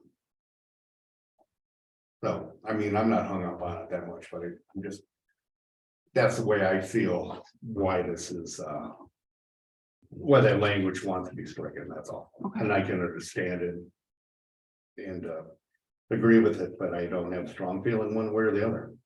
But just as long as we get in there, match the existing lighting of the development. Okay. Mr. Gager, did you have something you wanted to add?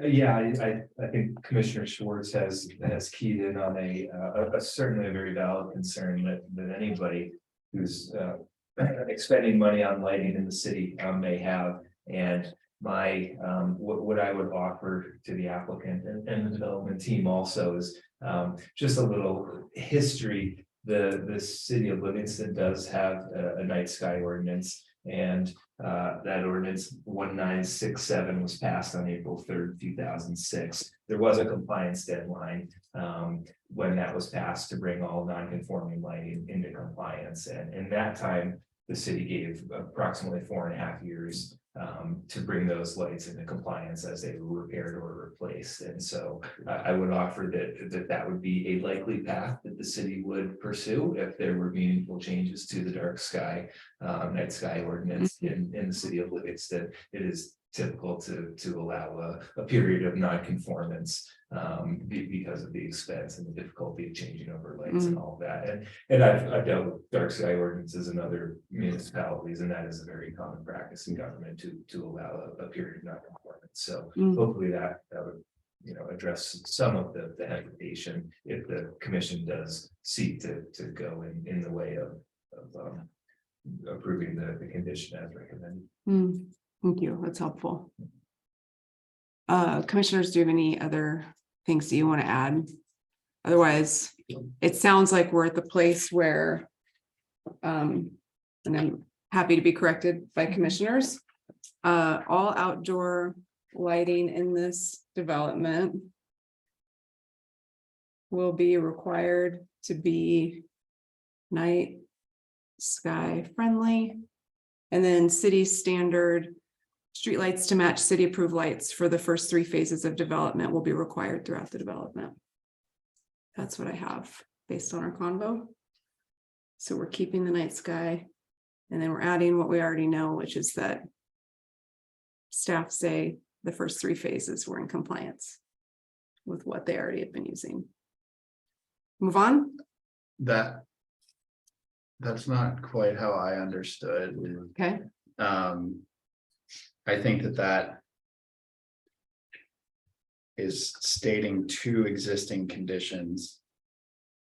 And those conditions, it's kind of creating 2 standards to try and achieve the goal of 1 standard. So what would you prefer it to say? Well, we have night sky, and then we have what they've done so far.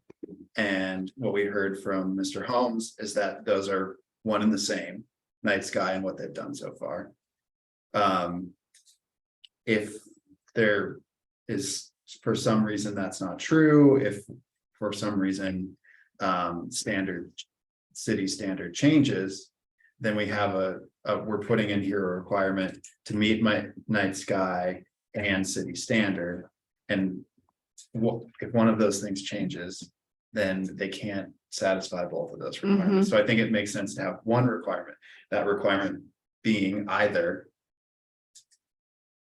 in line with what has been done in previous phases or city standard of night sky. what I had suggested was my preference was night Okay. sky. I think that Quentin's preference was what has been done thus far. Mhm. So I think those were two different opinions Right. that Thank you. don't sit particularly comfortably together in the language. Okay, thank you. Exactly. We need to move towards a place of consensus, so I'm just trying to figure out what that's gonna look like, so we're, we have 1 and 1. Your thoughts? And I'm trying to do it so we don't have to vote on Yeah. 20 Yeah, yeah, different, yeah, 20 yeah. different votes. Or 20 conditions or whatever we end up with.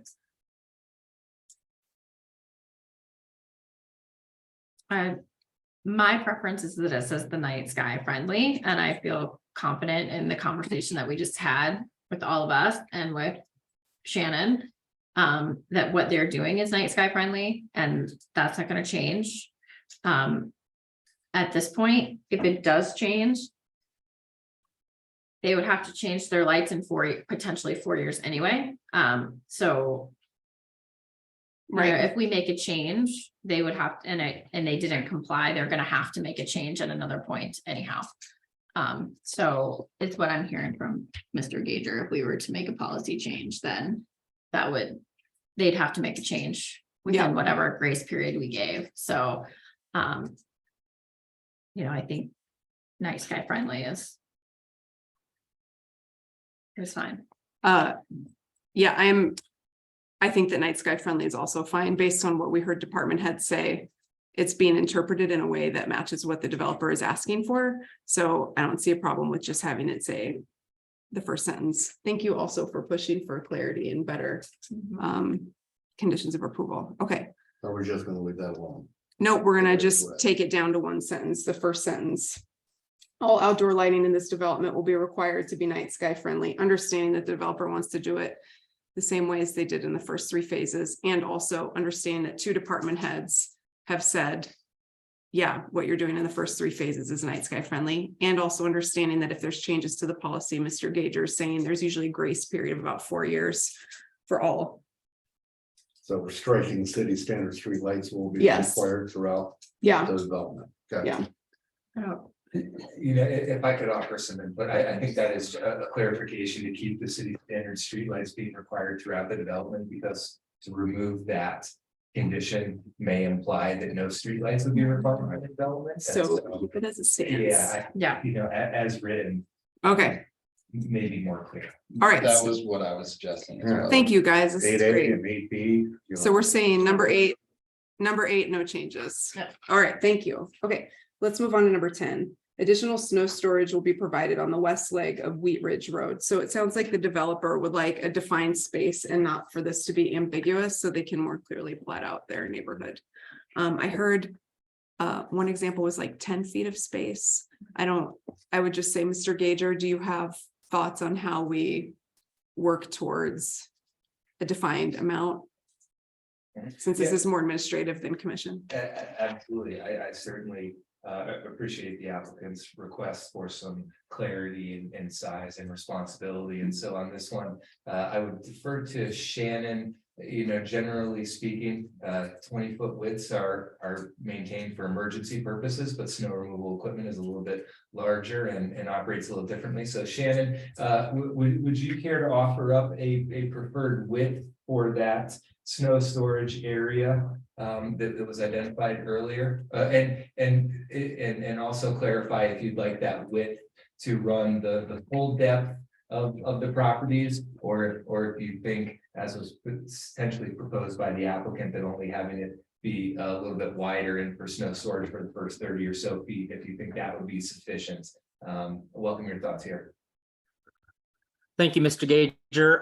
And I appreciate being able to weigh in on this. This is something that I had a discussion with Mr. Schultz on Friday, and it would be my preference to see that easement at a 30-foot width. And I'd like to see it the full length from the back of curb to where the retention pond is going to be. That way, we're not going to have any situations where our large equipment is possibly causing damage to fences, piles of snow melting into people's yards. It just gives us an adequate space to store that material, and giving the normal winter we're having this year, I hope people understand that when you start having snow in early November and it could potentially not melt until May or June, that that additional volume certainly is necessary in snow maintenance.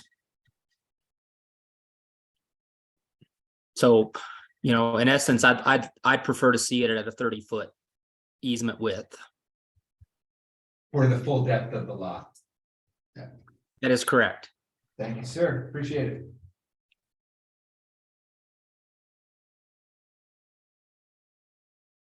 I would ask Mr. Schultz if that's the clarity you were looking for. Yeah, it is for sure. Thank you. I think that's doable from a design standpoint. One point of clarity I would ask for, what that's going to cause is it's going to cause some lot lines to be moved on that west leg to accommodate that additional open space. So I would want clarification that that wouldn't cause a substantial change and require re-review of the preliminary plat. Mr. Gager. I don't view that as a substantial change. I view that as accommodating one of the conditions. So Mr. Woodhull just said for folks that are listening online that as long as it stays in compliance with zoning regulations and in compliance, that it should be fine. Lot sizes, yeah, that it should be fine. Okay. Right, Commission, anything else you would add to that, or are we good with that amendment? Since when did we start piling up snow? And plowing streets. Mr. Gager. But in case in the future, we will have a storage, that's all. I'm just. No, I mean, Okay. that's valid. That's valid. Okay. So we're good with that I am. in the hypothetical, okay. All right, so the next one I have is number 12. Additional volume would be added to the storm ponds. The exact amount will be determined by the Public Works Director in consultation with the applicant. And the developer is asking for a defined amount. I just want to say this was also on my list, so high five. You were suggesting that additional 5% would be something that would be achievable for you all? Yeah, I think that works well with the layout of the storm ponds already. I think there is some opportunity to capture that runoff in that pond in the southeast, where it hits Scenic Trail there. And 5%, I mean, yeah, that's doable. I mean, much more than that would take, you know, some additional design thought, obviously, but I don't have, you know, I don't fully understand the offsite conditions and how much runoff is really there. But, you know, kind of through that number between Shannon and I on Friday. I think, you know, if that was a number today, it'd be agreeable. If it was higher than that, then, you know, it would take some additional consideration design. Okay, commissioners. And it sounds like we're asking you to accommodate a city problem. So, if what we get, I would think it's 5%. I'd be happy with that, unless Shannon has something to add to it, Mr. Gager, you know. Yeah, it's certainly not the developer's problem, but thanks for helping us out. Yes, you know. Thank you. I yield. Thank you, Commissioner Schwartz. Other commissioners? I'd like to just hear what Shannon, You and her, Shannon has to say. yeah, at the 5%, Shannon. We'll ask Oh, Mr. I'm Gager sorry. to call on Yeah, his staff. Mr. Gager. Yeah, 5%. absolutely. Shannon would welcome your input on the additional 5% that the applicant has offered and stormwater pond capacity. Thank you, Mr. Gager. So, you know, I think that's a generous offer, and I think it illustrates the collaborative effort that Matt and Bill and Mr. Schultz have with the city. You know, unfortunately, we've had 3 occasions in the last 9 years where we've had about 128-acre basin above the city limits of Livingston that have had a flashing melting event typically in March. And so while we truly understand this is not a Northtown problem, we certainly appreciate their collaboration in helping us mitigate that. And certainly there'll be some other measures that we present to the commission to help do that to the full extent. But I'm certainly agreeable to the 5% of extra capacity in the pond off the inlets of Alpenglow Lane.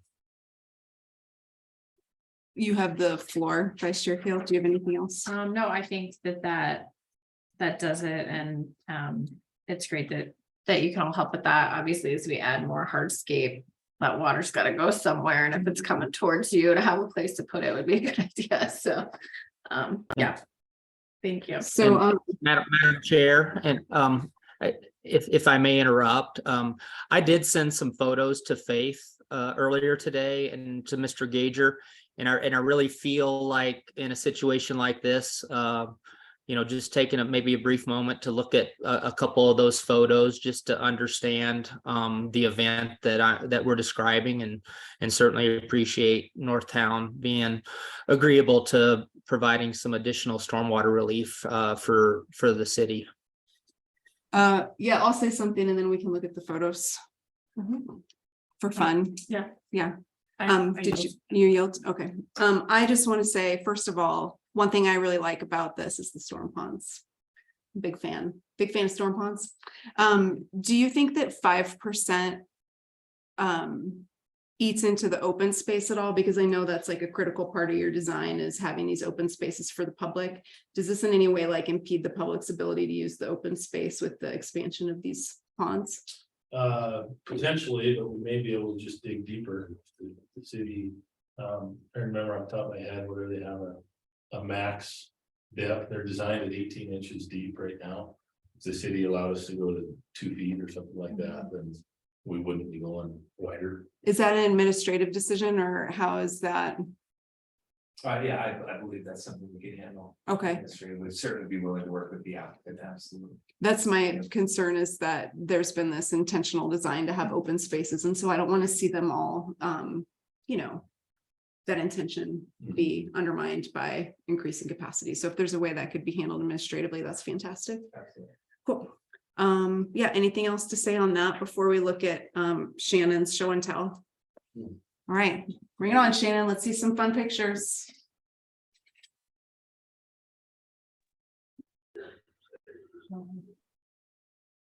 So Madam Chair, this is the pond that's actually out of the city limits above Ridgeview Trails. And this is a temporary dam that we put in place back in 2014 to help mitigate the volume of water flowing through town. And as you can see off to the distance, that is really that 128 acre basin. So this is going to be a little lesson on Northtown stormwater, northwest side of stormwater issues. Next slide.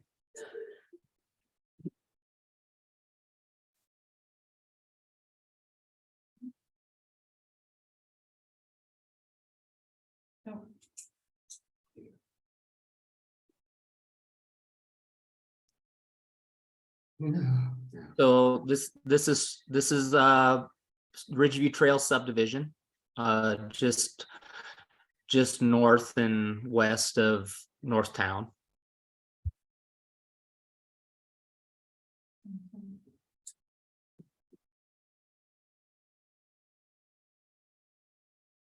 Shannon, those were the only photos I had. Okay, I'm sorry.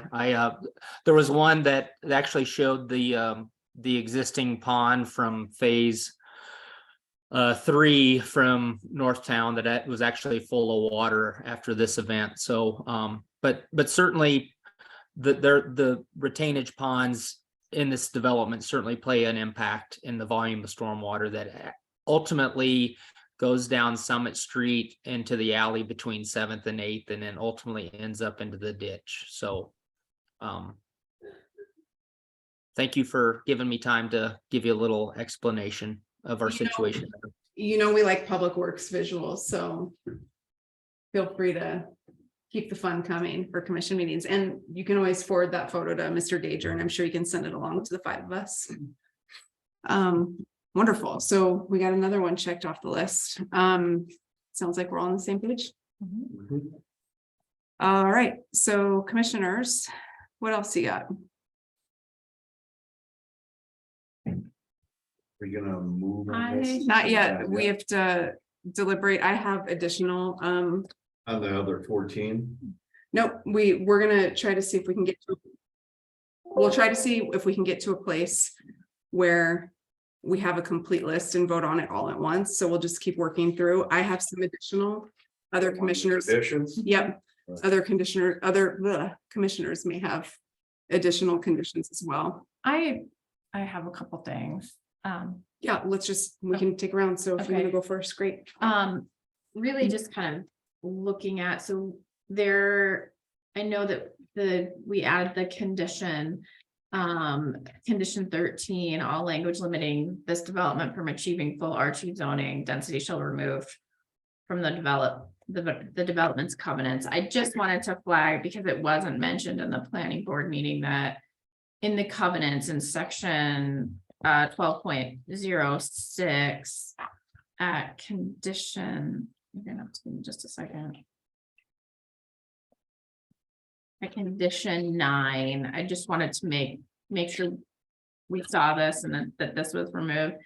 Conversion of any carport, garage, attic, or other unfinished space other than a basement to finished space for use as an apartment or other integral part of the living area or lot or area on any lot. So that wouldn't be allowed. So I just wanted to flag that as something that needed to come out of the covenants to make that condition work. So just to make folks aware of that. Can you repeat are you in this document?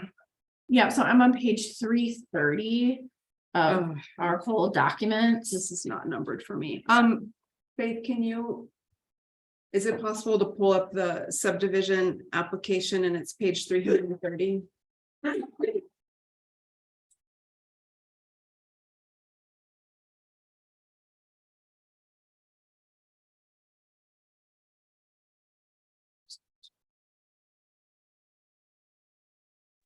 Yes, it's slowly loading. Thank you. Guys, So you said it's 12.06. yeah, 12.06, and then it's number, like subsection number 9. So IX. Oh, okay. To just make sure that gets pulled out of the covenant so that folks could convert a garage or an attic to create an ADU or a duplex. And this is number 13. on the Yeah, so list. that would be number 13 of our conditions. So it's removing 12.06. Part 9. Mhm. If I'm reading my Roman numerals correctly. Yes. And then when Faith, I know it's a huge document, and if she can't pull it up, she can't, that's okay. What page again, please? 330. Okay, Faith.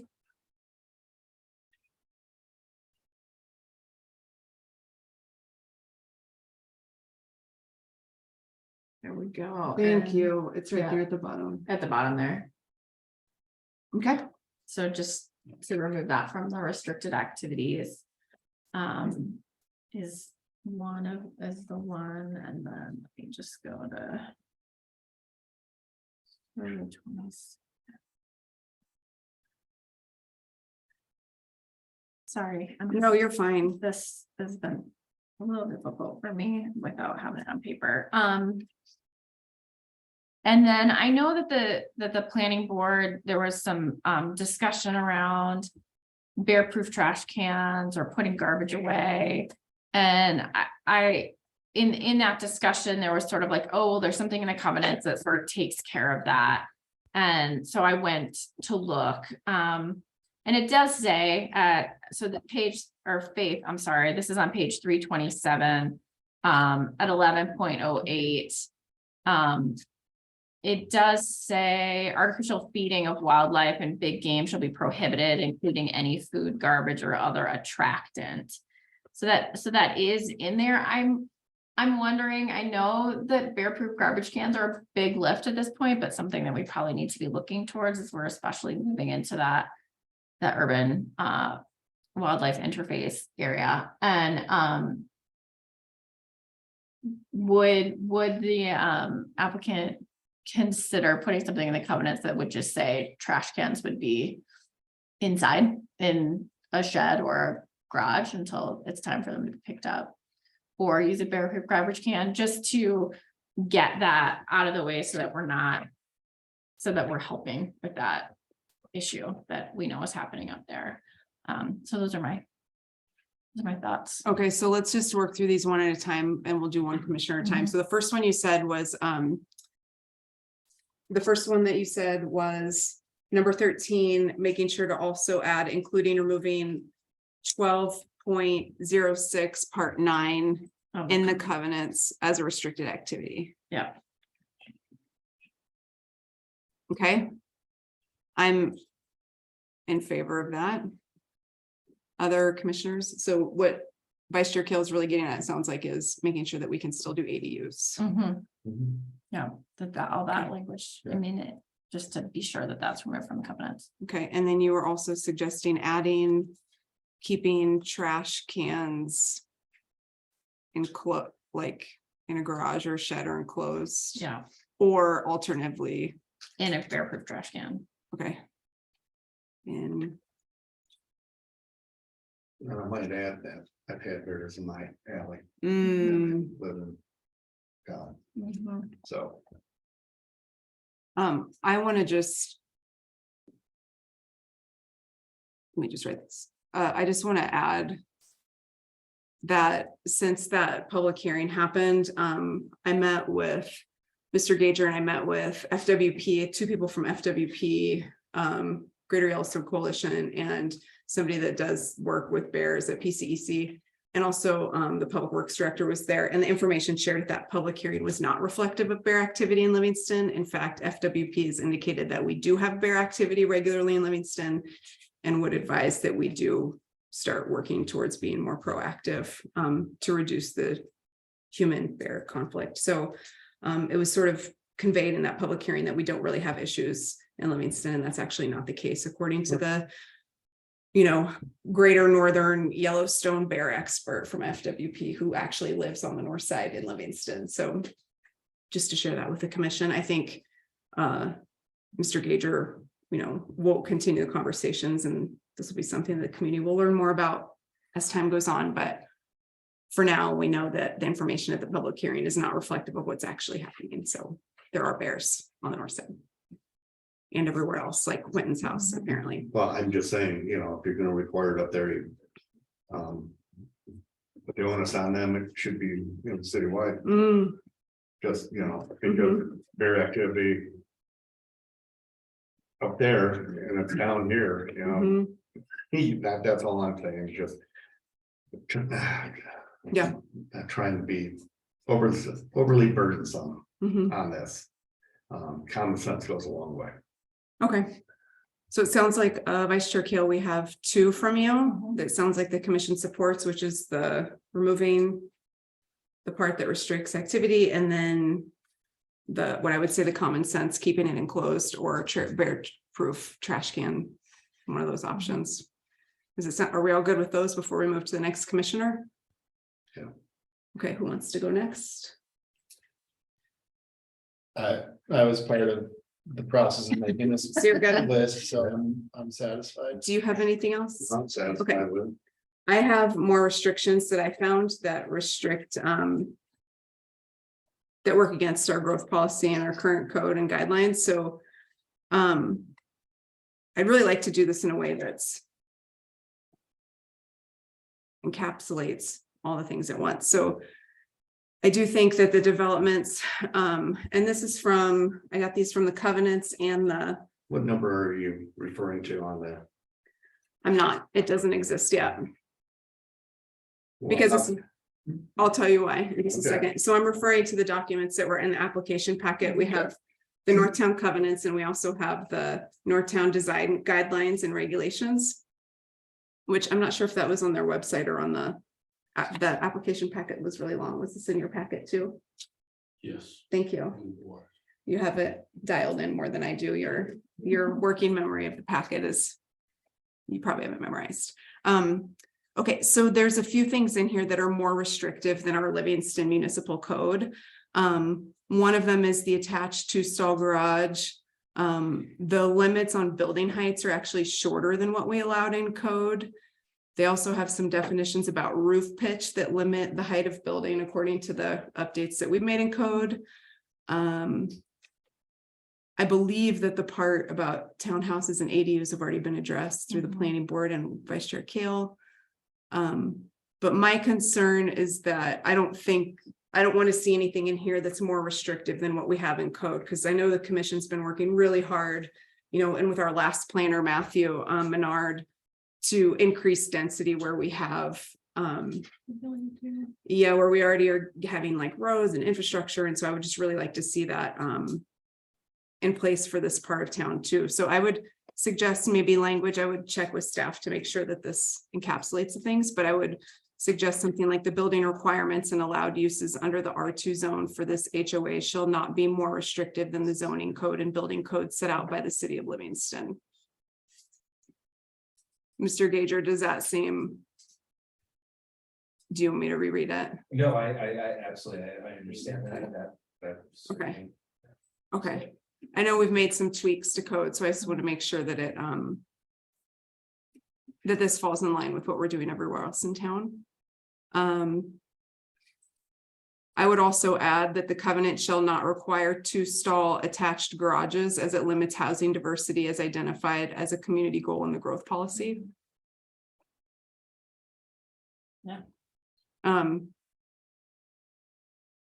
Okay, okay. So those are the two that I have that really get around what I see as being restrictions to building and where we're trying to go with maximum housing diversity in R2. Let's see. So those are the two that I would add. Let me just, I don't hear any complaints.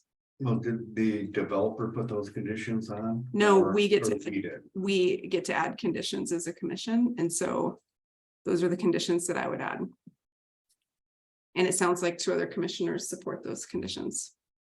Yeah, I don't have, Carol is- yeah, I don't have a problem with that, Just adding commission or. but I mean, that's already in code already, right? Right, but The HOA. I can speak to this. Sorry. That's okay, guys. I really appreciate your into this topic. So we have building code Mhm. in Livingston and the HOA is being more restrictive than our code. So even if our Right. code says this, their covenants Okay. say that we don't have to fully follow the Livingston law. We can That's fine. actually, That's and so I'm saying no, that they have to allow what we allow everywhere else in R2 is Yeah. what I would I advocate see for. where you're coming from. Yeah. Yeah. Just because, Commissioner Schwartz, we've done like a lot in the last couple of years. Mhm. You and I. Yeah. Before these two were on the commission also with ADUs Mhm. and I don't want to see this development not complying with all of the hard lifting, like heavy lifting and hard work that the staff and the commission have been doing to move these goals forward. Okay. And I recognize that these things came before the growth, probably Mhm. before the growth policy was done. So it's just a matter of updating it to current. Okay. Now, the next thing I would bring up would be trees, actually. So I'm on the tree board. And one thing that I've learned over the past year being on the tree board is that the HOAs require certain types of planting of trees. And what has been happening, and we've seen this happen over the last year, is that water usage in some of these HOAs has skyrocketed. So much so that some of you probably remember when we had an interim city manager, Lisa Lowy, they were suggesting that we change the water structure for the entire, like the rate structure for the entire city of Livingston because of HOA's water usage and requirements for planting. It's been a conversation at the tree board, let me tell you, about how that's one issue of concern, especially when, as the commission, we're thinking biggest picture. How do these things throw off our goals with water and clean water usage and our whole water system? But also, when you look at the tree requirements for this HOA, they're not totally in alignment with our city recommendations. So some examples are the tree planting list suggestions for the HOA don't totally align with the city recommended trees. And in fact, some of the recommended plantings from the HOA are actually in conflict with what we recommend. We actually discourage certain plantings in the boulevard, and we don't want those things because it's not good for city infrastructure. And so there's a few things that I would do to get at what the tree board has been pushing for. One is I would say that the tree planting list for the HOA shall be updated regularly in response to city updates to align with the city recommended trees and trees to avoid. I think that's basic. Also, they also have a requirement for tree caliber planting. So they're saying you must plant a tree that's 2.5 inches in width, the trunk. Best practices indicate that that's not a good way to plant a tree. If you actually want the tree to adapt to its environment and live, it's actually better to, this is sort of getting into my duty calls. Thanks for your service. Yeah. So that like best practices actually don't indicate that you should be planting large trees.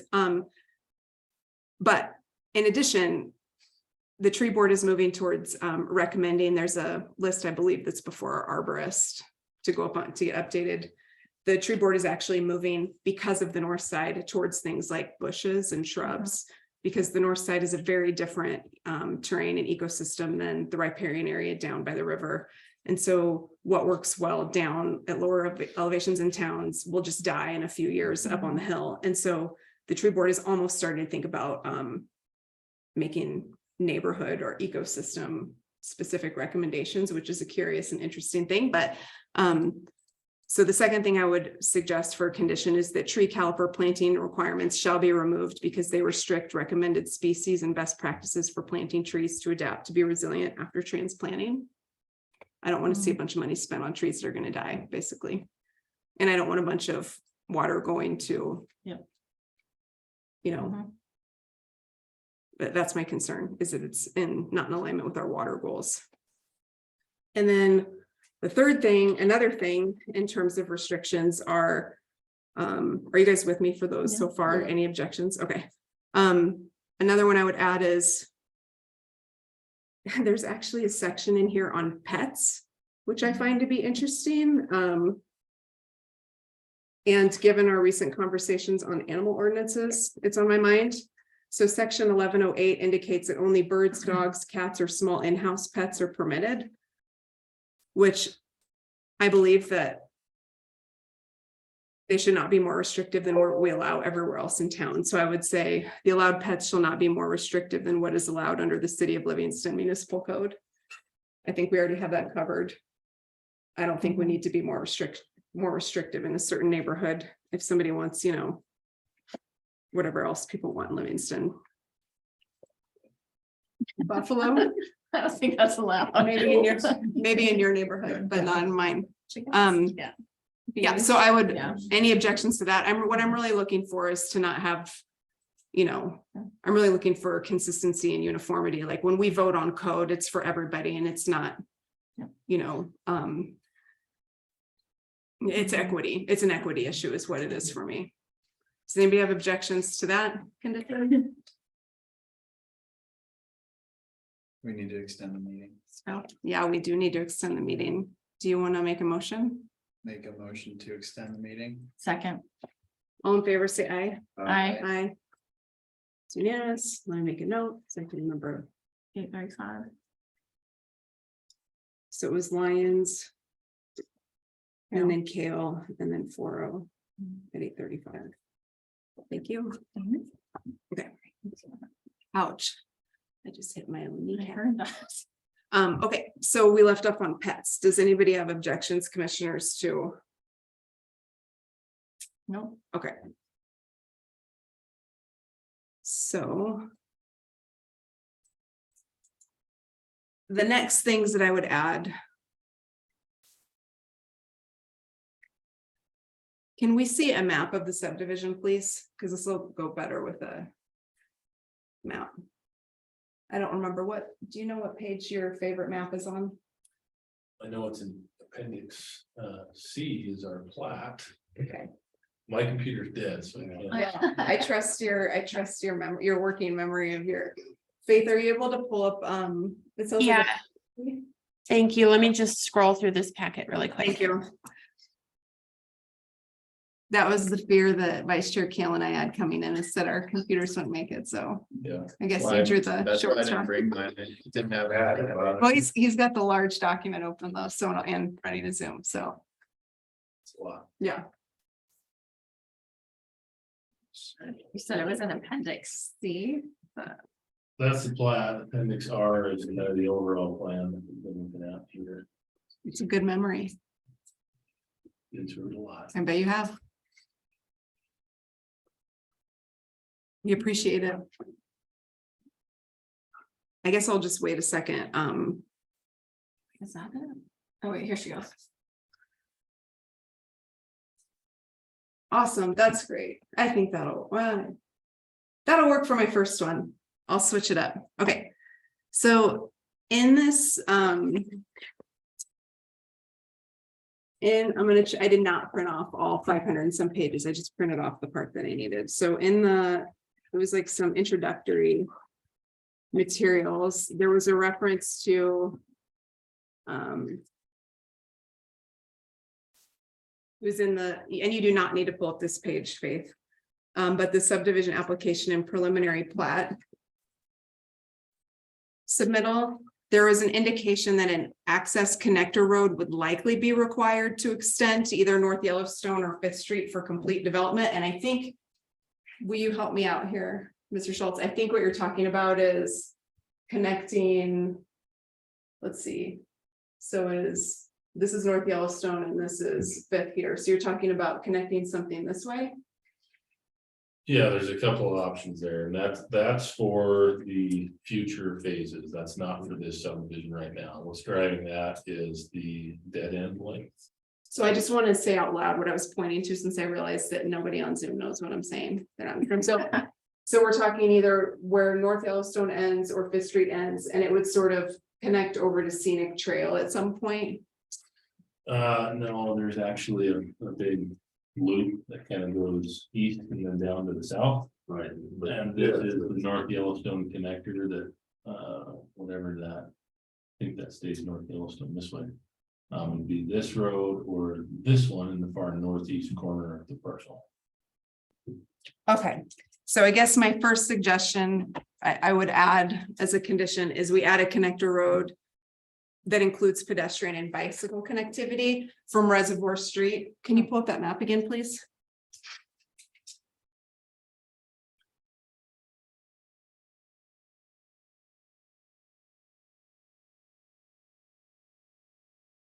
That's fine. You can use this one if you just scroll over. Help me find Reservoir Street. So Reservoir Street, I think, is this one. Correct. So it's the northernmost on the east side of this map where it's sort of a corner. I would like to make a condition for approval that this road attaches over to Scenic Trail. Because we need to start moving, and I understand that terrain is an issue and it's not going to be a straight line, that we'll have to work with terrain. But we need to start working towards a grid structure and getting these neighborhoods connected. And I don't want the community to have to wait until future phases to start getting increased connectivity across the north side. And I think that the terrain is more favorable in that part for a road than other parts of the other parts of the green field that haven't been developed.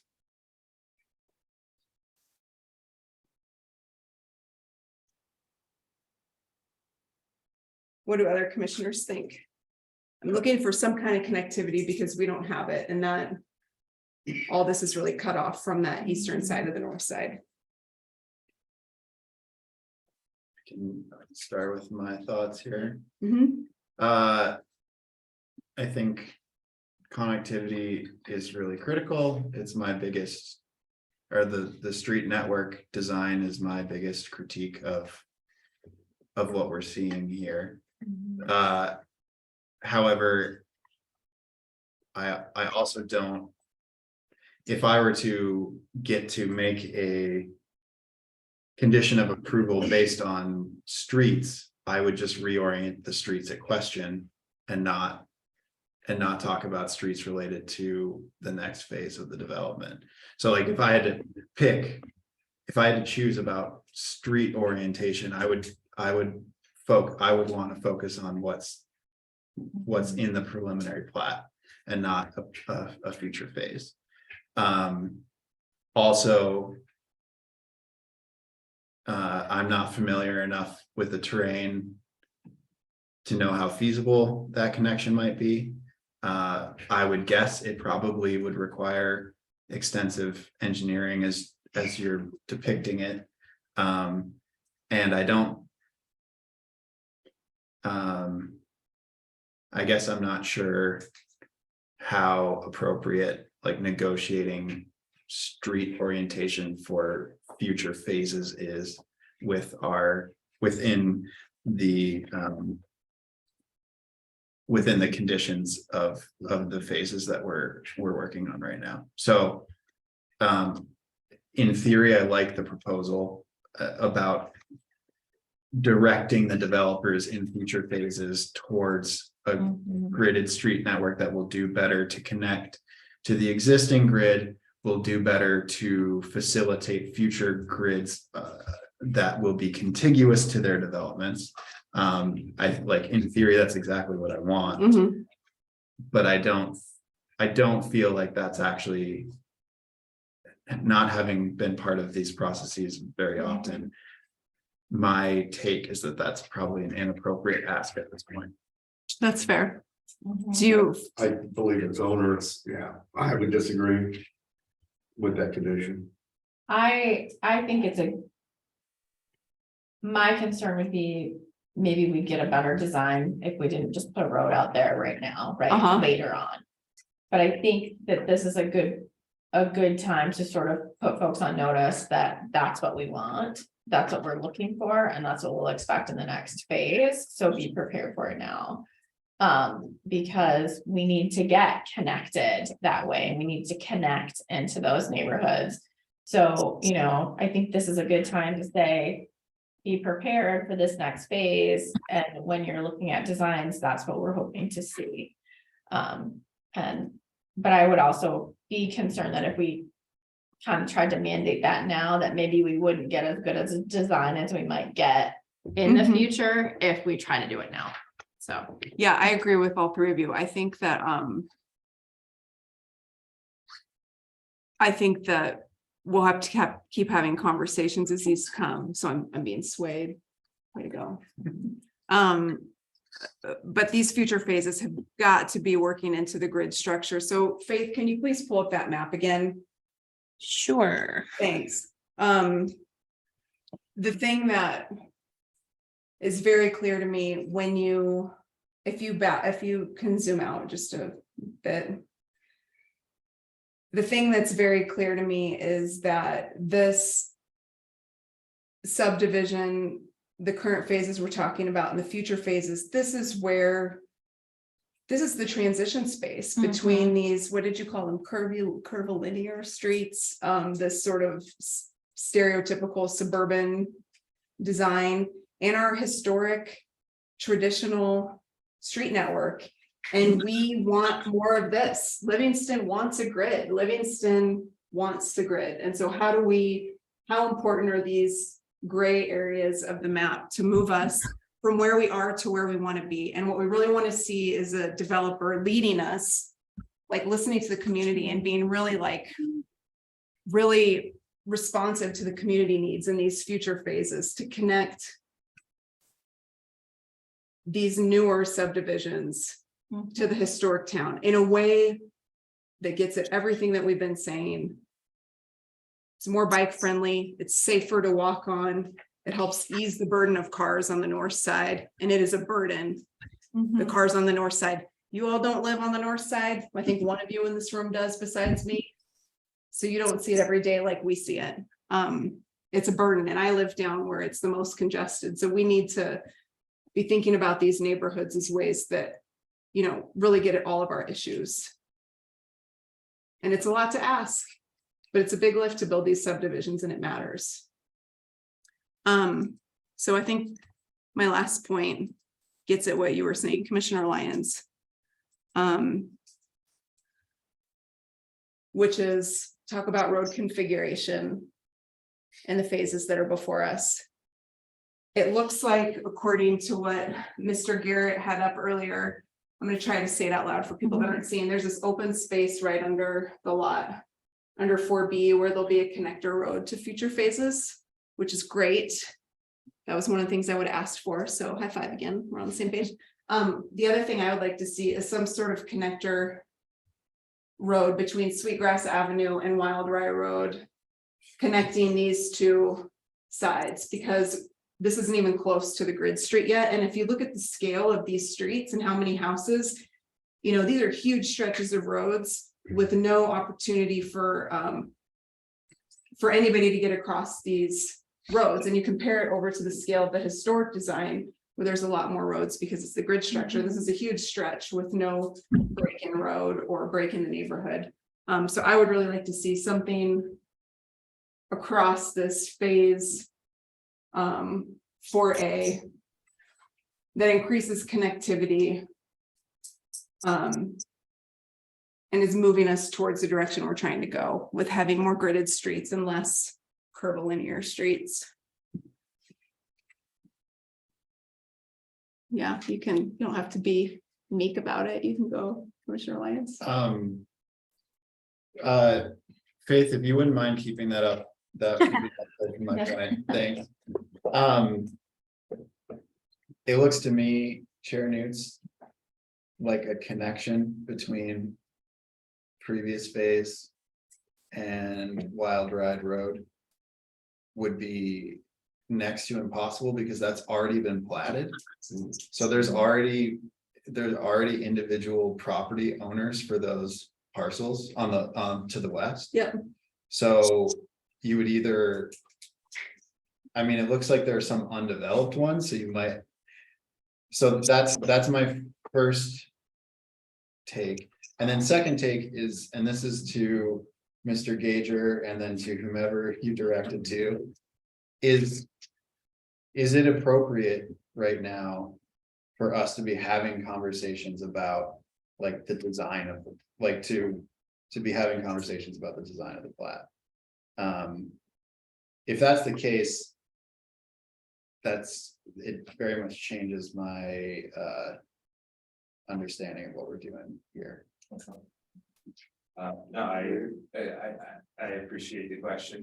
I would say that when determining conditions of approval and having that conversation, I think it is in some ways appropriate to discuss the plat itself. That said, I think the point about looking at already approved plats and also looking at future phases and future applications that are not before the commission are a little bit problematic and a little bit difficult, as Commissioner Lyons identified. And so while I think the comments are appropriate within the context of the conversation, I do think there are some limitations on what we can do as far as conditioning this approval based on some of the comments made. Say that. And I would also say, you know, just to remind everyone that there are kind of certain impacts that conditions need to be tied to. And so, you know, and this is statutory, we can tie conditions to items like agricultural, to items like local services and local service provision, which I think some of the items Chair Hughes has mentioned deal with that. And then certainly the natural environment, wildlife habitat, and public health and safety, which I think the access roads also fall into the public health and safety realm as well, just given when the crossing is, excuse me, the below grade crossing on Main, and considering this public safety response to this neighborhood, I think that falls within that. Some other connectors that don't necessarily facilitate public health and safety might be something we would want to explore, you know, within the context of those items, how those conditions may tie to those. Just because as we do the findings of fact, and if we get to the point of conditional approval, we do need to tie those conditions that are attached to the approval back to that list that I mentioned. So just to be, so from my understanding, the assigning of conditions is a legitimate opportunity for the commission to weigh in on design elements of the subdivision, including street alignment. I would, my conversation was as much, or my comments, I guess, were as much intended to focus on the application and any conditions that may fall within those allowable items that I mentioned. You know, layout of streets to the extent that it falls within provision of local services and health, safety, and welfare could be an avenue that can be discussed, but I would urge the commission to kind of stay within that list that I've mentioned, and also within the confines of this application that is being considered here, and not future phases or previously approved plans, if that makes sense. So, and if you'd like further clarification, if I'm not addressing the comments, I'm happy to You're absolutely addressing the comments. Whether or not I leave your answers having my ultimate question answered, I'm not sure. So I guess let's just get even more specific. If I were interested in creating a condition that asked for or required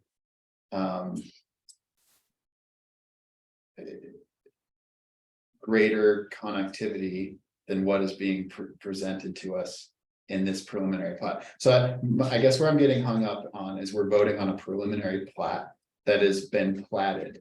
So it has been geometrically designed before us, and we're voting on that geometric design. So if I were to create a condition that sought to, or had the effect of, not sought to, had the effect of altering that geometric design, then I would be effectively saying that I'm effectively saying that this preliminary plat is not what I am intending to approve. Do you understand what I'm saying? I certainly understand what you're saying, and I think it goes back to Mr. Schultz's earlier comment when we were discussing snow storage and the width there, getting to that 30-foot width that didn't necessarily comport with the application as presented before us for consideration. So if we did have a large scale change like that was adding new road connections and significantly changing the plat, you know, more than we kind of discussed earlier, yes, that would constitute a major change to the application that it would require it to come back through the process again. Exactly, and quite honestly, I think at that point we would be open to, you know, a discussion would naturally be opened up about if that was even feasible, you know, from the applicant's standpoint and all of that. So I would caution against making any major substantive changes to the layout. And certainly if we're talking anything about layout, you know, which we have done tonight with regard to the snow storage area, and we tied that very clearly to provision of local services. But yes, adding a new street and affecting other areas, I think that would require a major change and kick this one back. Excellent explanation. I appreciate it. Thanks for working through that with me logically. It was took a while to get to the point I was trying to make, so on my end, so thank you for bearing with me on that, and thank you for allowing me to go down a tangent, and I yield. Well, this is a great conversation. That's what I have on my list. So you went, I went. Did you have anything else you wanted? No. Okay, so we have big piles of paper. How about, I have a large list right here. Why don't I read the list to make sure that we're all on the same page? Mr. Gager, you can double check me when I'm reading. And then we'll call this the list of amendments and additions to the conditions, rather than having to repeat everything in a motion. But this is where we're at based on our conversation. So for point number 10, additional snow storage will be provided on the west leg of Wheat Ridge Road, a 30-foot easement width for the full depth of the lot. Number 12. An additional 5% volume will be added to storm ponds.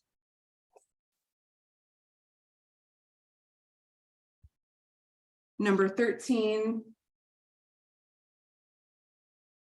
All language limiting this development from achieving full R2 zoning density shall be removed from this development's covenants, including removing 12.06 part 9 in the covenants as a restricted activity. Are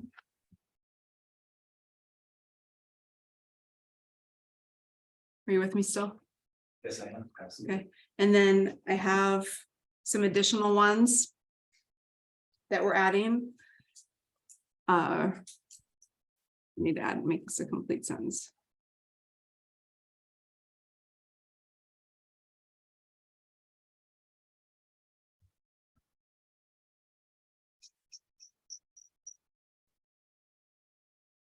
Trash cans will be kept in garages, sheds,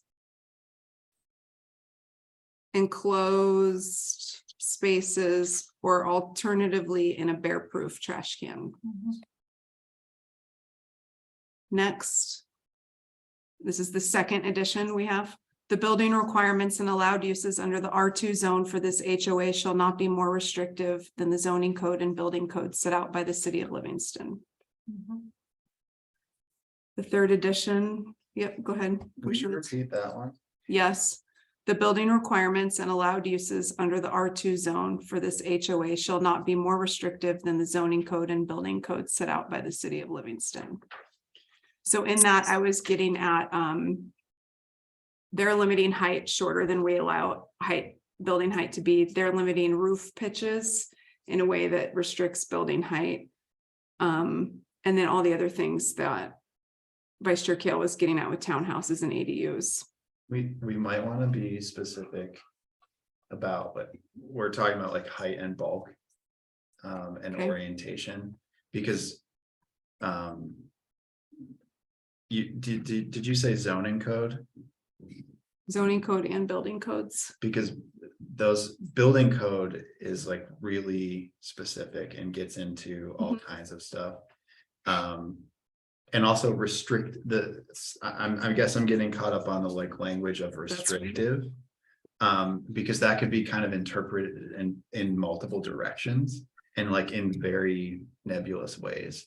So I think we want to just be really specific of what you're getting at. And I very much like support what you're getting at. Right. But I think we don't want to create ambiguity. Sure. Which could then kind of maybe jeopardize other parts of what we're trying to get at. Mr. Gager, do you have recommended language? My one thought, and this goes to provision of local services, would be that from a building inspection and management standpoint, and also from a fire and life safety standpoint, if we just simply stated that the project will comply with the requirements of the city's R2 zoning, I think that perhaps is a little bit more clear. And does that get at Restrictive covenants, that's what I wonder. No, I don't think it does. Yeah. because I'm concerned that they're limiting building height. They're No, really limiting I- design. And yeah, I so how do we get totally- that? I totally agree with you, and I think add statements about height.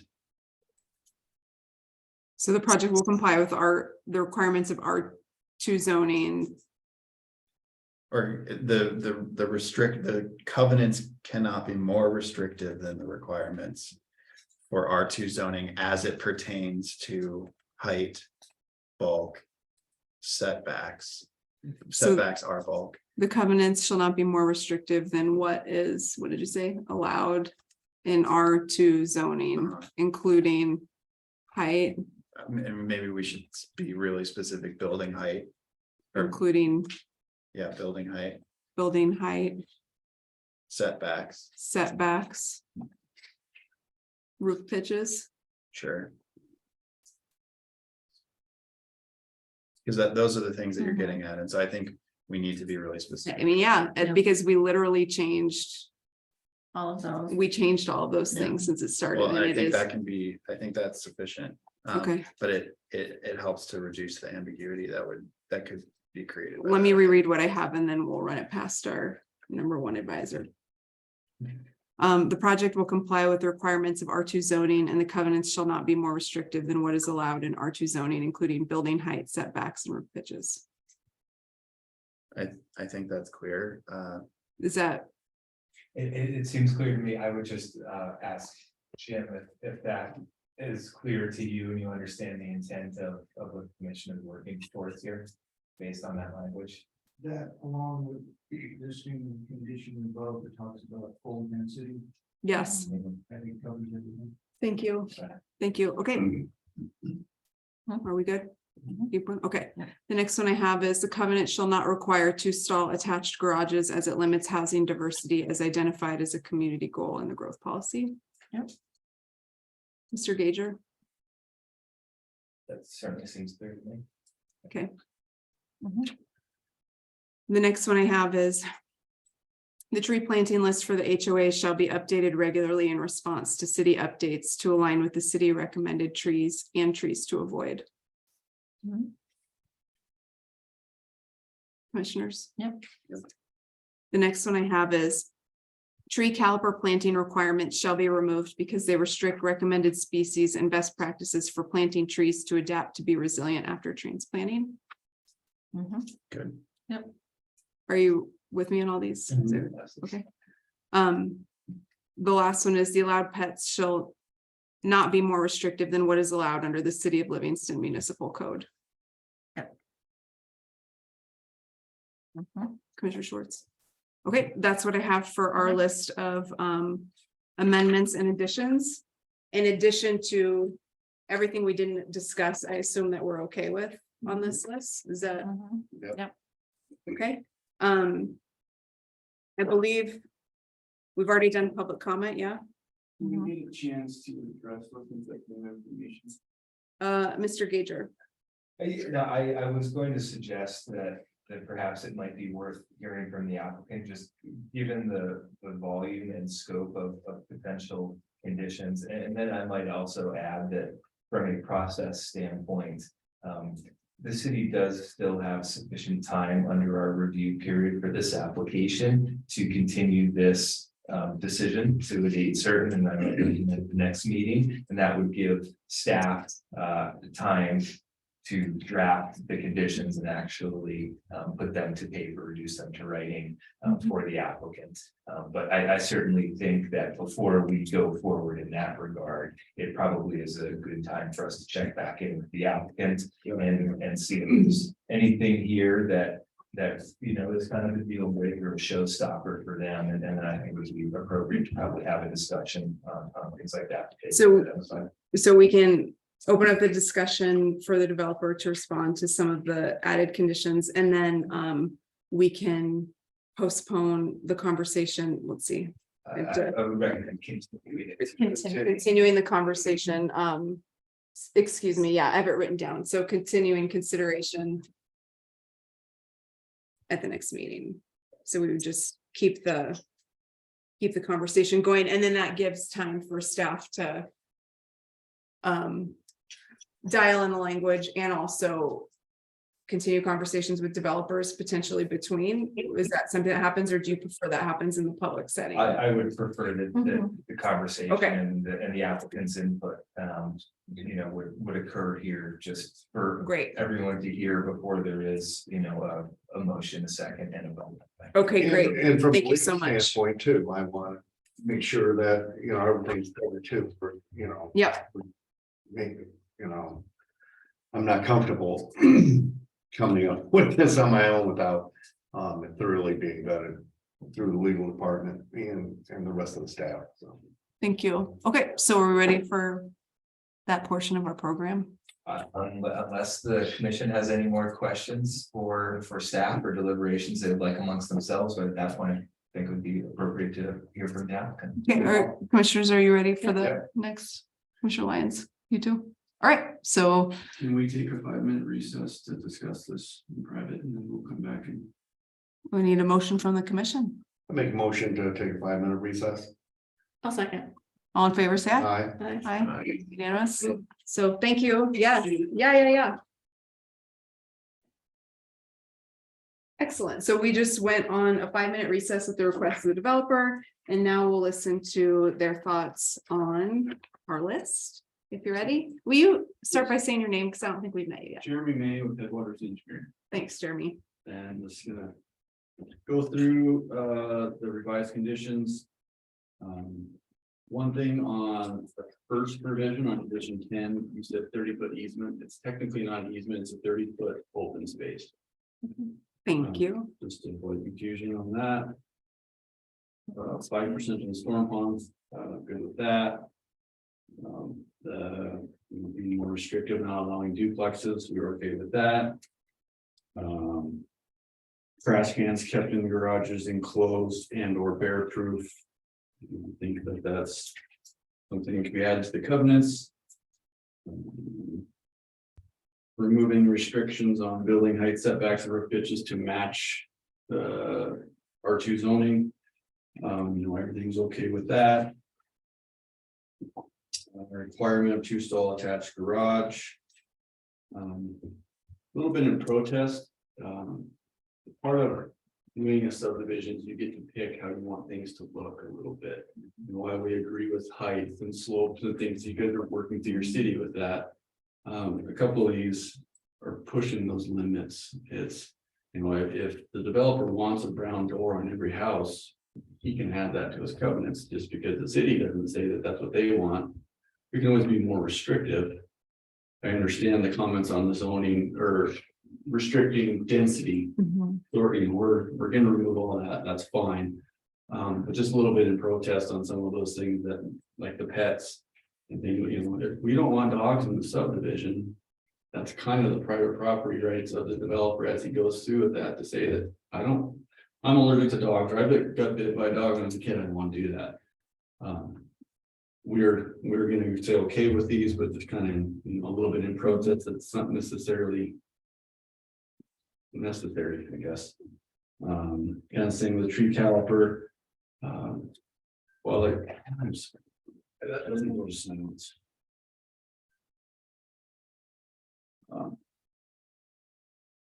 As I see both sides, you see sometimes they don't take as well, but I've seen firsthand in my subdivision, people that plant 2-inch calipers, the trees grow faster and more robust. The smaller ones get eaten by deer and they die.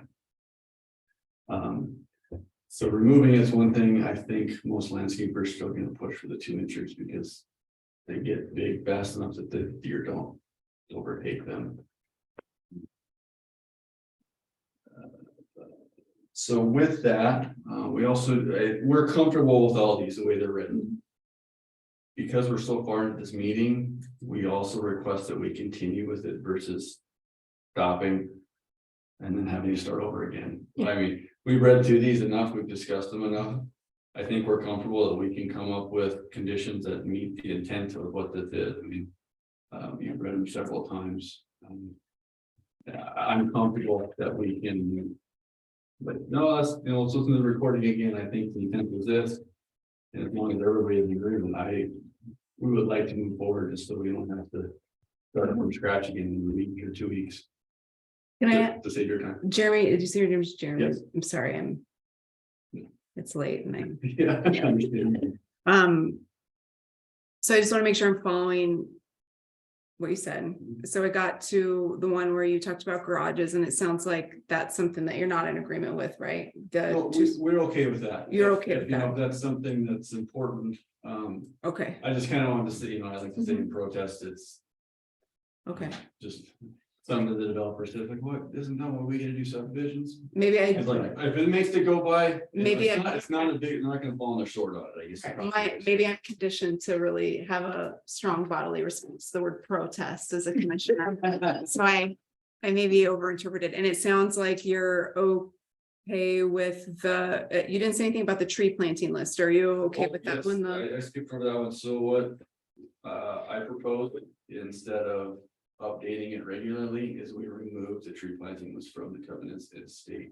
Oh, It will match the city's. and planting list. and I'll tell you what I was thinking about the garages. I was thinking about the garages, that if every structure that you build requires attached to stall garages, The duplex. yeah, the duplexes and now ADUs, that potentially every single thing requires 2 stall garages, that we're not getting the kind of housing diversity that we're looking It for. effectively makes those things not viable. Yeah. It effectively makes, It only makes single family homes. thank viable. you, Commissioner Professor Lyons. That's exactly what I was going at, because he literally is a professor of planning. So, yeah, so that's kind of like what I was going at with that. And then the caliper planting requirements, I just happen to know, because I'm on the tree board, that the tree board's gonna start suggesting things in addition to trees, because that terrain is so. And that, yeah, and that's understandable, the tree caliper, because those smaller bushes you can't get. Exactly, so then it like totally wipes out certain species from even being considered, which, so, So, yeah. and so it sounds, I'm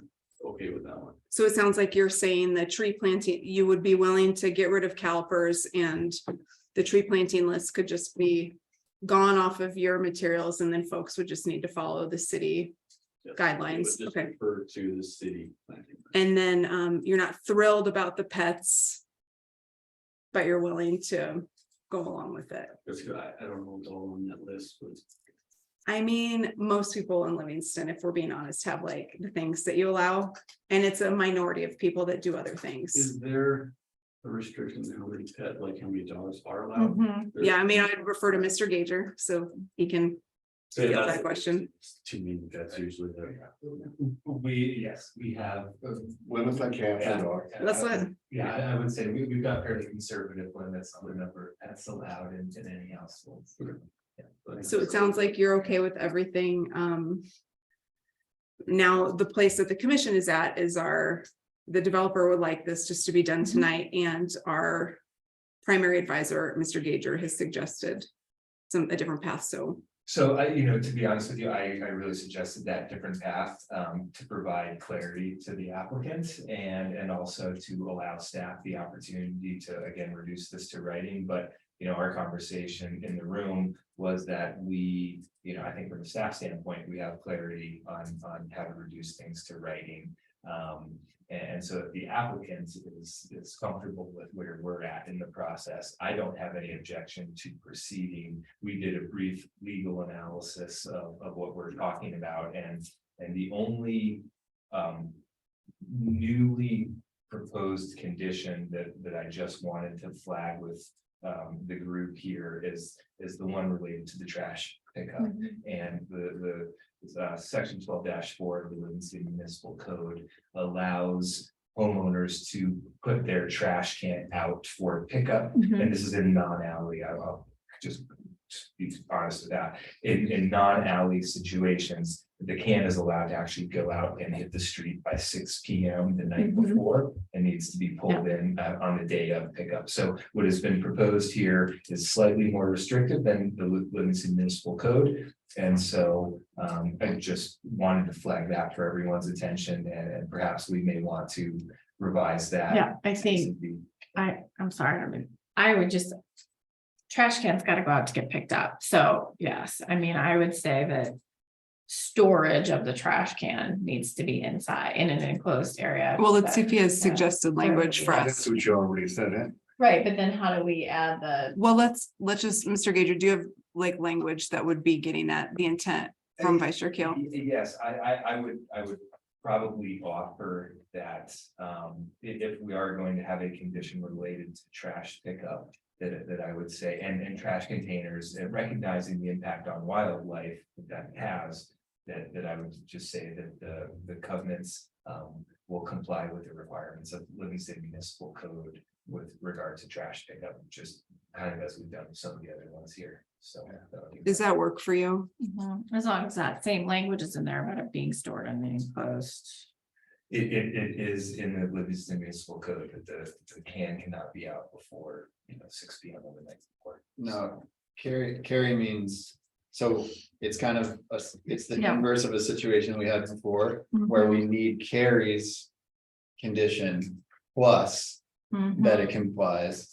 And they both need to be there for it. to- Now I understand the difference, actually, yes, that the citation I was referencing only deals with taking it to the curb and doesn't Right. deal with what happens for those other 5.5 days. And so, Yeah. yes, we may want to, if that is the intent, recognizing, as the chair indicated, that there is bear activity, as evidenced by the Fish and Wildlife conversation that we had and all of that. So in recognition of that, if you wanted to add that, modify what I said to include that, unless the containers are at the curb, they need to be stored inside. I think that would achieve that. Can you repeat for me so I can?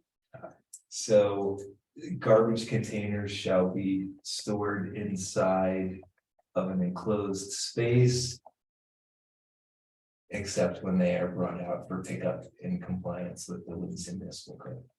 Well, so she said enclosed space or bear proof. Yes. Trash there. And I think that addition is critical because if you don't include that, then it basically requires garages, Thank you. which is goes against what we were saying. Okay, so or alternatively in a bear proof trash can.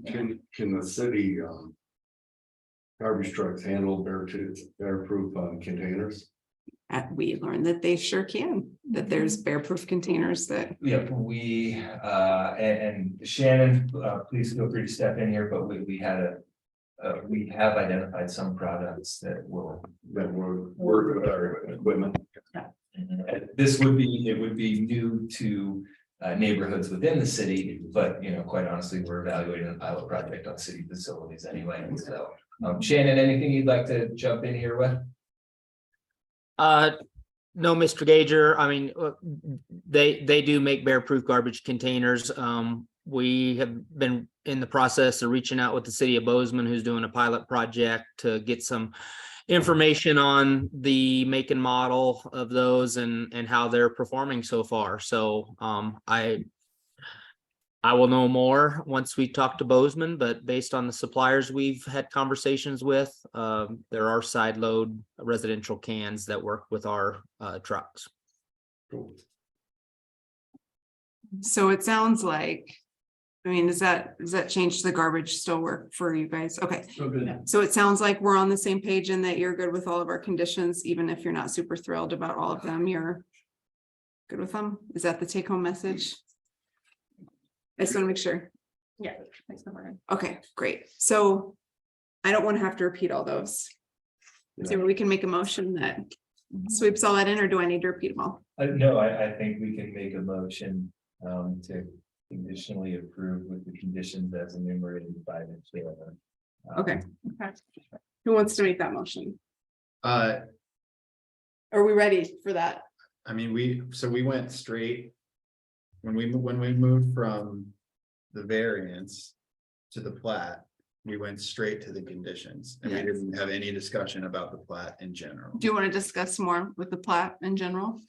Sure, and it's really gonna be a reiteration of things that I've said earlier this evening and at the planning board meeting. And it's it's in support of things that the chair has said and the vice chair said. That there is an interest in our community to build developments that are oriented to pedestrian activity. And a critical component of that is connectivity of streets.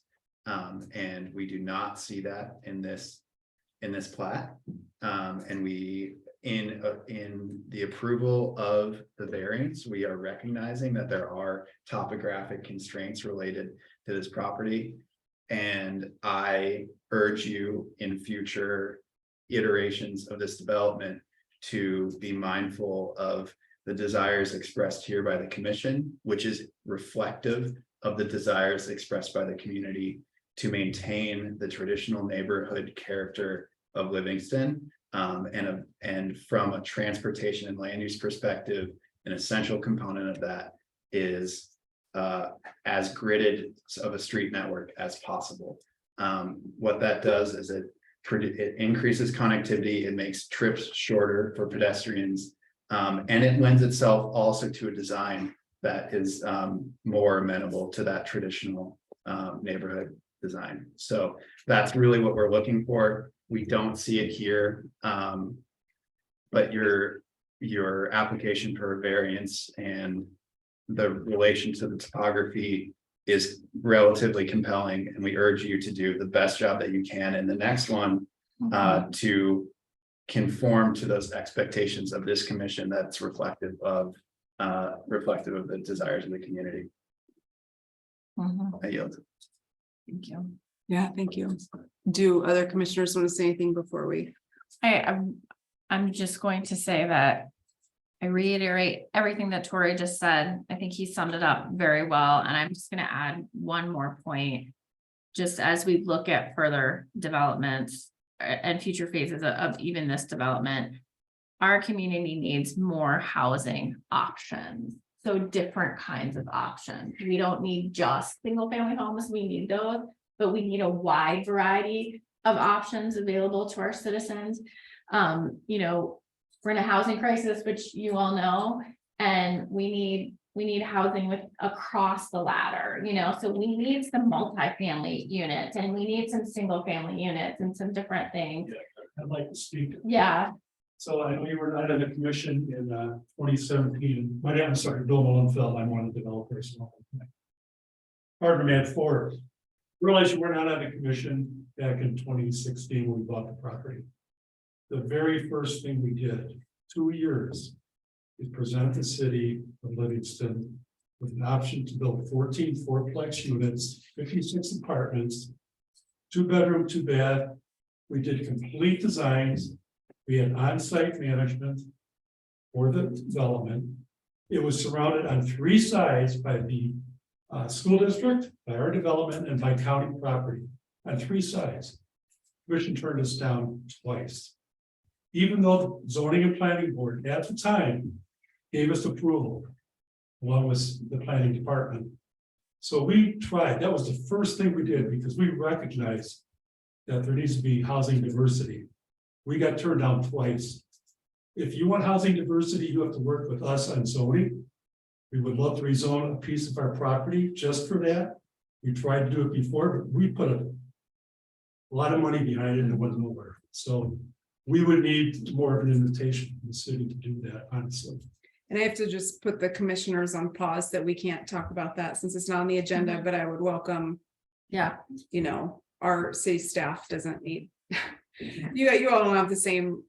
You, Mr. Gager, don't have the same restrictions that the 4 of us have to have these conversations. So yeah, thank you for flagging that. And we hear you. We just can't talk about it at a public meeting without it being on the agenda. So I will just add to my comment, I will encourage city staff to do that. I would encourage our city staff to work with our developers in those lines of housing, because we very well know that we need that. And yes, I was not on the commission at that And we're all time. long-term.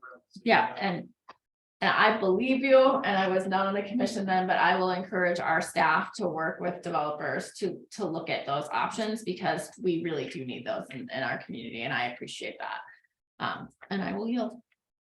Did you have anything you wanted to say? No. I just want to say I agree with everything that you said. I think I made my points clear, but the thing that I want to thank the 4 of you for tonight is your respectful treatment of the commission. There were no veiled threats made.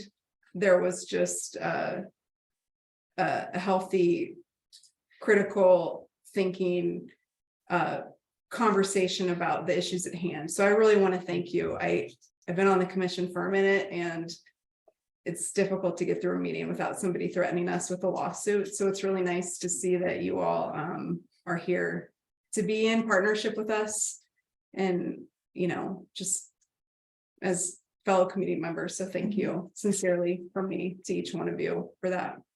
I really do appreciate it. Thanks. All right, do anything else we want to talk about before we've done public comment? Do we need to do anything else? Are we ready for a motion now? We're ready. We did it at the very beginning. Yeah, it's been a long time. Yes, I know. That's why I like say it out loud to remind myself. So, who wants to make the motion in the way that Mr. Gager stated? And if you need him to remind you, please just. Hold on a second. I think I can do it. I move to conditionally approve the preliminary plat of the Northtown subdivision with the conditions recommended By the city. by the chair. Does that? No, Outlined by the chair. outlined by the chair? We have clarity in that motion. From staff standpoint, yes. Okay. Second. Okay, so we have a motion by Kale and a second by Lyons. Conditionally approve the preliminary plat of Northtown subdivision with the conditions outlined by the chair. Mhm.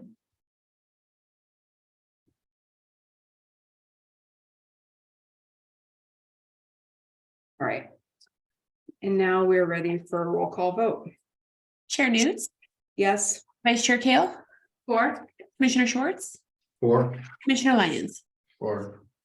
Motion passes. Woo! It was for not. All right.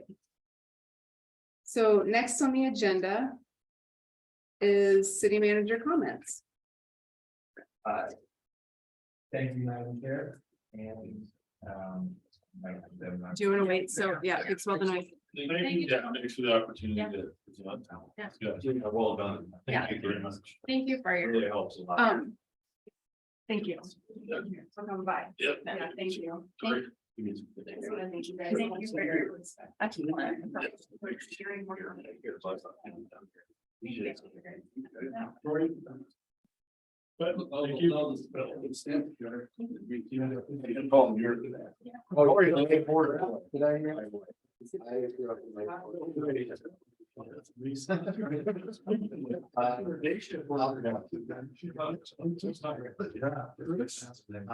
Sorry, Craig.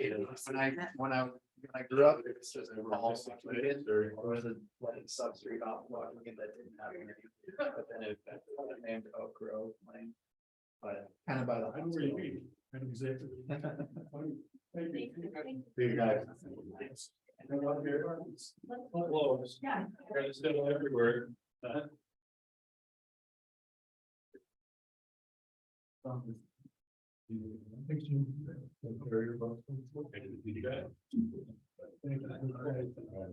Thanks a lot. Thanks, guys. Okay. Back to our regularly scheduled programming. Mr. Gager. Yes, thank you, Chair Pitts, I appreciate it. I am, excuse me.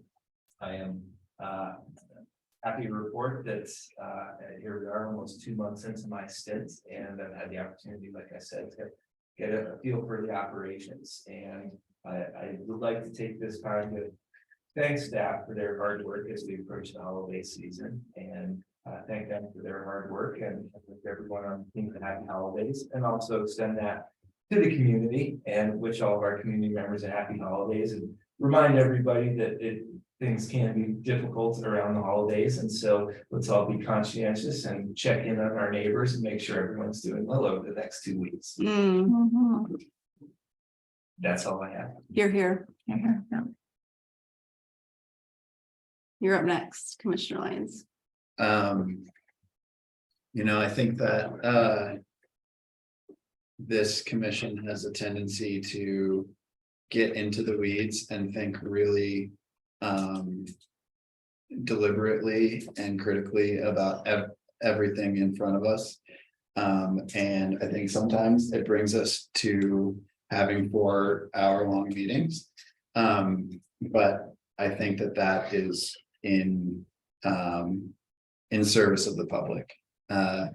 And I really appreciate all of the questions and the comments and the critical thinking around these issues. And I think that it it's a challenge. I also think that it has the potential to impact the way the public is able to engage in our meetings. So I think that's something that we need to think about, and that's maybe something I would put to you, Mr. Gager, that given the tendency of this commission to get into the weeds and think really carefully about things, we might move more slowly through agenda items than a previous commission, or I don't know, than an expectation. And so I think that when you're putting agendas together, that's something to keep into consideration, because I don't really think that it is particularly fair to the public for us to be making land use decisions at 9:30 p.m. because that limits people's ability to participate. I don't think that the response to that problem would be to not deliberate as carefully. I think that our careful deliberation is really critical, and it makes the better decisions, as we're seeing this evening. So there's a balance there, and I think that administratively, that's just something to consider. And that's not even a critique that honestly came to mind as I was really started this with the intention of commending that conversation. But there are repercussions of that conversation, I'm sure, with the fact that we're working this late, and it's less about us and it's more about the public being able to participate, and that's just something to keep in mind. I think that these meetings have been going really successfully with the direction of the chair and with the help of the city manager, and I really appreciate that. And I really look forward to a successful 2023 coming up. So thank you all. Thanks. Commissioner Schwartz. Merry Christmas, happy holidays, Hanukkah, Kwanzaa. I yield. That was on point. Mhm. That's good. It's late enough. So yes, we'd like to extend happy holidays to everyone. And thank you, Mr. Gager, for helping us through this meeting this evening. It's great to have you on staff, and I really appreciate you having you here. Again, great conversation tonight, and thank you to all of you for this in-depth conversation. I'm actually very excited to where we got this evening. So thank you for all of that. Yes, it's about to get very, very cold. I know that the city staff and Public Works put some tidbits and some helpful hints online about what to do in this cold weather. So please be prepared. And I would second what Mr. Gager said, and please check on your neighbors during this time, particularly folks who maybe can't get out. And I look forward to an exciting 2023. Happy excitement. Let's say I want to see happy, exciting things happen in 2023 and not the excitement we saw this year. But I'm looking forward to a new year with all of you on the commission. So I yield. Thank you. There's a lot to say that's already been said. I would like to remark on the fact that it's been less than 2 months that Mr. Gagers has been here. Is that right? It's your third meeting. And our agenda packets are already being transformed into something that we've been asking for quite some time. I think it's a lot easier for the public to see what we're doing, have a little bit more information from our department heads, and that point of contact, even if it's just through a staff report, it's really critical to understand what department heads are thinking. Our agenda packets feel curated now in a way where they haven't been before, like carefully curated, consistent. Love the staff reports. I actually do find that these are much more manageable meeting sizes than what we had seen in the past. Yep. It wasn't a critique, but just No, yeah. from what I was. No, and I think it's good because like Mr. Gager's getting to know the five of us as we're getting to know him. I will say this has been an exceptionally impressive week. Your ability to lead has been showcased tonight, and in preparation for this meeting. I'm sure I'm not the only commissioner that was leaning into your expertise and your understanding of best process. So I just want to thank you. I'm excited that you're here and that we didn't cancel this meeting Mhm. and that we kept it. Otherwise, we wouldn't have had tonight. And it's great. I really appreciate, the conversation between commissioners and these like critical hashing out of ideas where we're not always in agreement, but we end up at a pretty good place. So I want to thank the three of you also for tonight. Mhm. And I hope you guys have a great holiday season. And I'm looking forward also to 2023 with each of you. So, motion to adjourn. So moved. Second. So we have a motion by Lyons and second by Kale. All in favor, say aye. Aye. 4-0. This Livingston City Commission meeting is adjourned at 9:42 PM. Good night, everybody. Thanks for sticking around, Shannon. Bye.